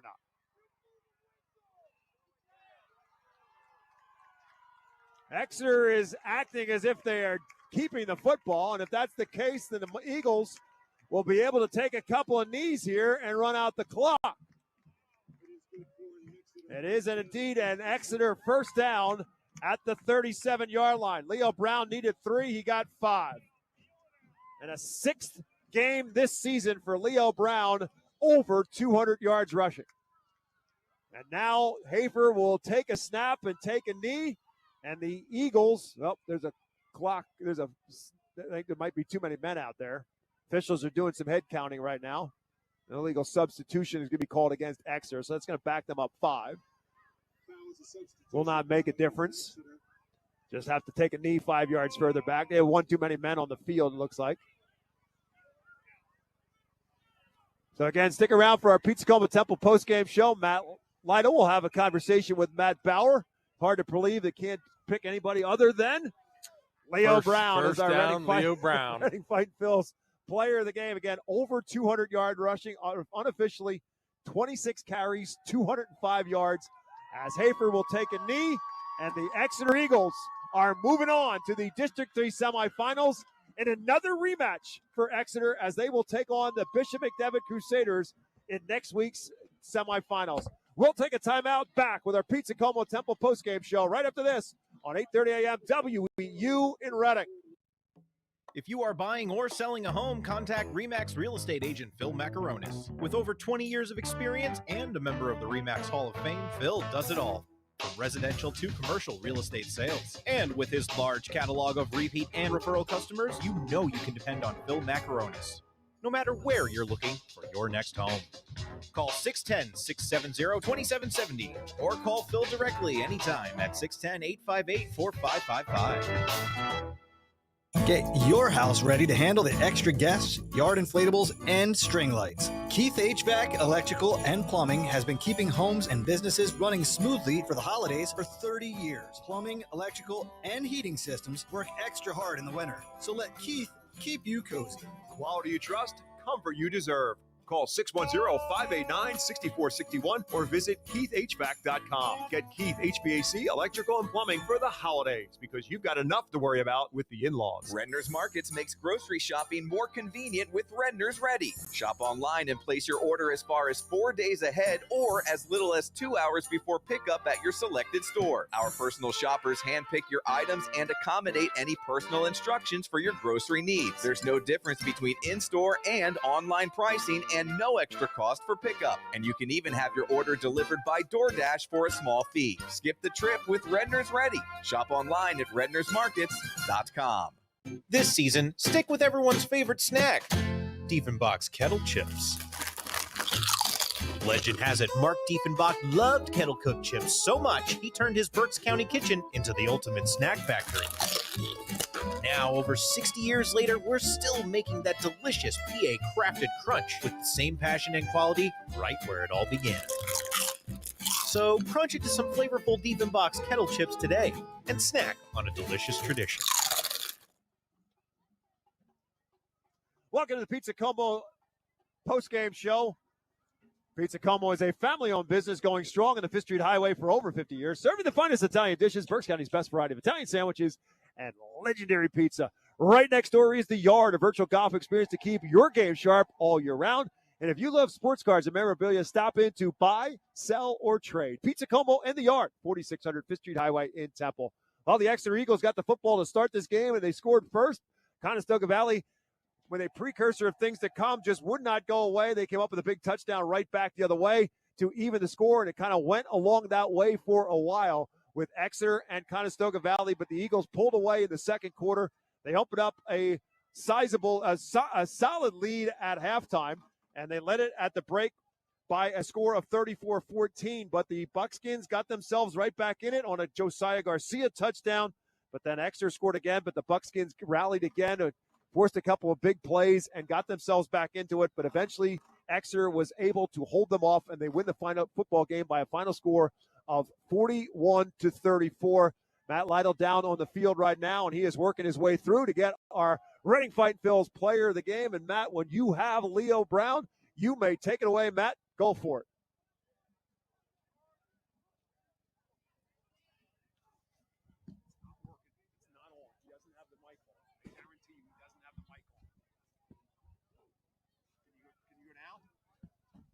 A little bit of trouble with Matt's mic, so we're going to work on getting that taken care of.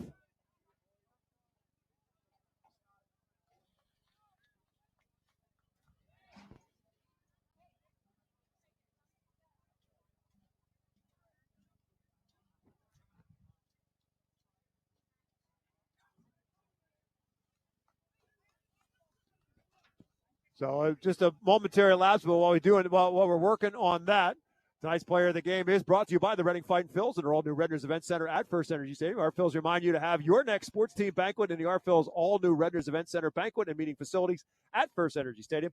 Whether it's Got me, Bob? There it is. Go ahead, Matt. Take it away. Leo Brown, Matt Lytle, WE. Congrats on a huge game tonight. Unofficially, 26 carries, 205 yards, 3 touchdowns. Talk to me tonight. How do you think your team played and executed on the game plan? I think our team played phenomenal, both sides of the ball. We were working at all week, all week long at practice. There was just something in the air, we just had to get these guys after what happened 3 weeks ago. And I'm super proud of every single person on this team. So as the game's going on, you've got well over 2,000 yards rushing this year, over 20 touchdowns. Your nickname tonight is Leo First Down Brown. Every time you touch the ball, it's 10 yards at a clip. I mean, amazing. Talk to me a little bit about halftime. When you guys came out, what was the halftime speech like from the coach? It was just keep the foot on the gas completely. Just we got pedal to the metal the entire time. So what happened last week. Came out at halftime, we kind of fell short. So this time we were really emphasis on that and really, playing for all 48 minutes of the game.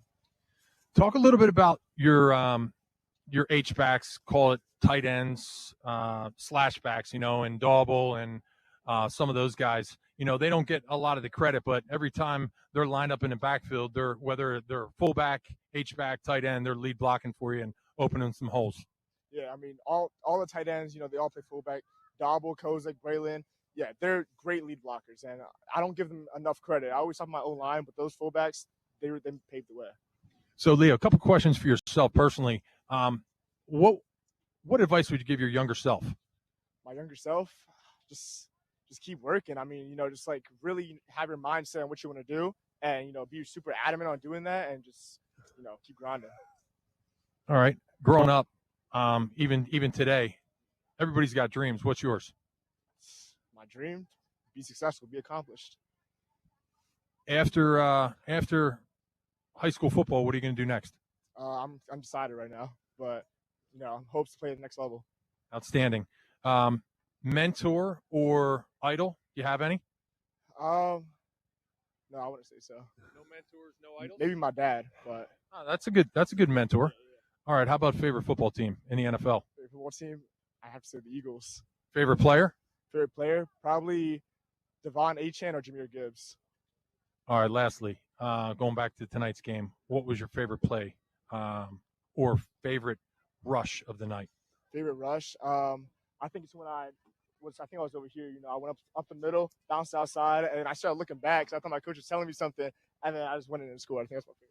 One of the things that Bob and I said up in the box was you do such a phenomenal job of setting up your blocks and having patience, and you'll set up the blocks, have patience, and then go north and south and take a distance. Or you'll set up your blocks, and then you'll see the green on the outside, and I think that's the play you're talking about. You took it outside and just ran to the pylon and showed your speed. So congrats tonight on a great win for you and the Exeter Eagles, and best of luck in the semifinals. Congrats. All right, that is Leo Brown, our Reading Fight Phil's player of the game. And again, the all-new Redders Event Center at First Energy Stadium. Our Phils remind you to have your next sports team banquet in the R Phil's all-new Redders Event Center banquet and meeting facility at First Energy Stadium. Whether it's a sports banquet, a wedding, a corporate meeting, or event, or any charity fundraiser dinner, the number one place for events in Berks County for groups of 40 to 1,000. The all-new Redders Event Center at the R Phils. Go to rphils.com/events for more information. And so the Exeter Eagles with the victory tonight. And now Matt Lytle has caught up with Matt Bauer. Matt, if you got Matt, can you go right? Coach Bauer, Matt Lytle, WEEU, congrats on a heck of a win tonight. Can you talk a little bit about execution of the game plan and compare tonight versus earlier in the season? Again, tonight we disguised a lot of coverages. We were a little bit more physical and disrupting routes and things like that, and our defensive line was relentless, as they always are. But again, we challenged them to get after it a little bit, and we definitely did that. Kept them a little bit off balance. Again, hats off to that young man. He's a special quarterback for sure. But again, he gave us fits, but we answered the call. So many get stepped up in different ways in key situations, and I'm just proud to be their coach. So from a game plan execution, the kids did a great job defensively, offensively. How does it feel having Riley Martinez under center? Again, it definitely opens up a new dimension for us. We can spread the ball around a little bit and more of a vertical threat, which also gives Leo a little bit of room to run. Again, Leo really carried the mail tonight for us, though. He is that one hard runner in between those tackles. Speaking of Leo, unofficially 26 carries, 205 yards, and 3 touchdowns. Every time he's well over 2,000 yards rushing on the season. Every time the guy touches the ball, it's a first down. So Leo, First Down Brown, just came up with a new nickname. So, yeah, great to see him as player of the game. He deserves it. Last thought, halftime, what did you say to the team? Don't let what happened to us 3 weeks ago. Gotcha. And how about from a discipline perspective? I thought the team handled themselves well and kept their poise. I think so too. Again, we definitely cleaned up a lot of penalties. We did what we needed to do, and we were disciplined. It's a very emotional game, and we kept our cool for the most part. One of your big offensive linemen, Marino. Can you talk a little bit about him? Was it cramping or what? Because it was disappointed to see him have to come out of the game. He's such. I'm sure I'm not the only one. Again, yes, it was cramping, and he does so much for us on both sides of the ball. So it definitely was a little bit crippling not to have him in there. He's as much of a quarterback as Riley is, calling out fronts and making adjustments. But again, Matt Liss, really answered the call tonight on both sides of the ball. He had to go in at the center. He had to play defensive tackle. That's the first time he's really had meaningful snaps on defense, and he was a force tonight. Yeah, when your number's called and you got to step up and move in at center, I mean, that's not an easy position, snapping the ball, whether it's just under center or it's in shotgun. So, hey, congrats again on tonight's win, and best of luck next week in the semifinals. All right, great job as Matt Bauer wins his game tonight and moves on. Time now for our play of the game, and that play of the game tonight is brought to you by Celebration Villa of Exeter. And calling all Eagle fans, Celebration Villa in Exeter offers a community in the community you love. Get settled into your new home and enjoy the holidays with friends and family at Celebration Villa of Exeter. To book a tour or have a conversation, contact Natalie. Celebration Villa of Exeter is proud to support the high school play of the game and today especially for those Exeter Eagles. Celebration Villa of Exeter, be a part of the community. We're going to take a timeout. Our Celebration Villa player of the game. Before we do that is the touchdown pass to Jaden Ware, 77 yards on the hookup, and with that touchdown pass completion, it made it a 27-7 advantage for the Exeter Eagles. They led it 34-14 at halftime, and they win the game 41-34. We'll take one quick timeout and wrap it up after this from Lancaster County. Support your Berks County community while purchasing great new and used furniture, appliances, and building supplies at the Habitat for Humanity Restore of Berks County. Located at 5370 Allentown Pike in Temple, the Restore carries brand name new and used appliances, furniture, home decor, and more. Many new items are manufacturer direct and are available at unbeatable prices. Stop by the Habitat for Humanity Restore of Berks County Tuesdays through Saturdays from 9 a.m. to 6 p.m. or visit our website at restoreberks.org for more information. Hey, Berks County, Chick-fil-A Catering makes game day even better. Choose from a variety of trays, including Chick-fil-A nuggets, mac and cheese, and chocolate chunk cookies. Perfect for your next gathering. Place your order through the Chick-fil-A app, online, or by calling ahead and pick it up at your local Chick-fil-A restaurant at Broadcasting Square, 5th Street Highway, and Exeter Commons. Take cooking off your plate this football season and enjoy the perfect spread with Chick-fil-A Catering. Availability and order requirements vary. See restaurant for details.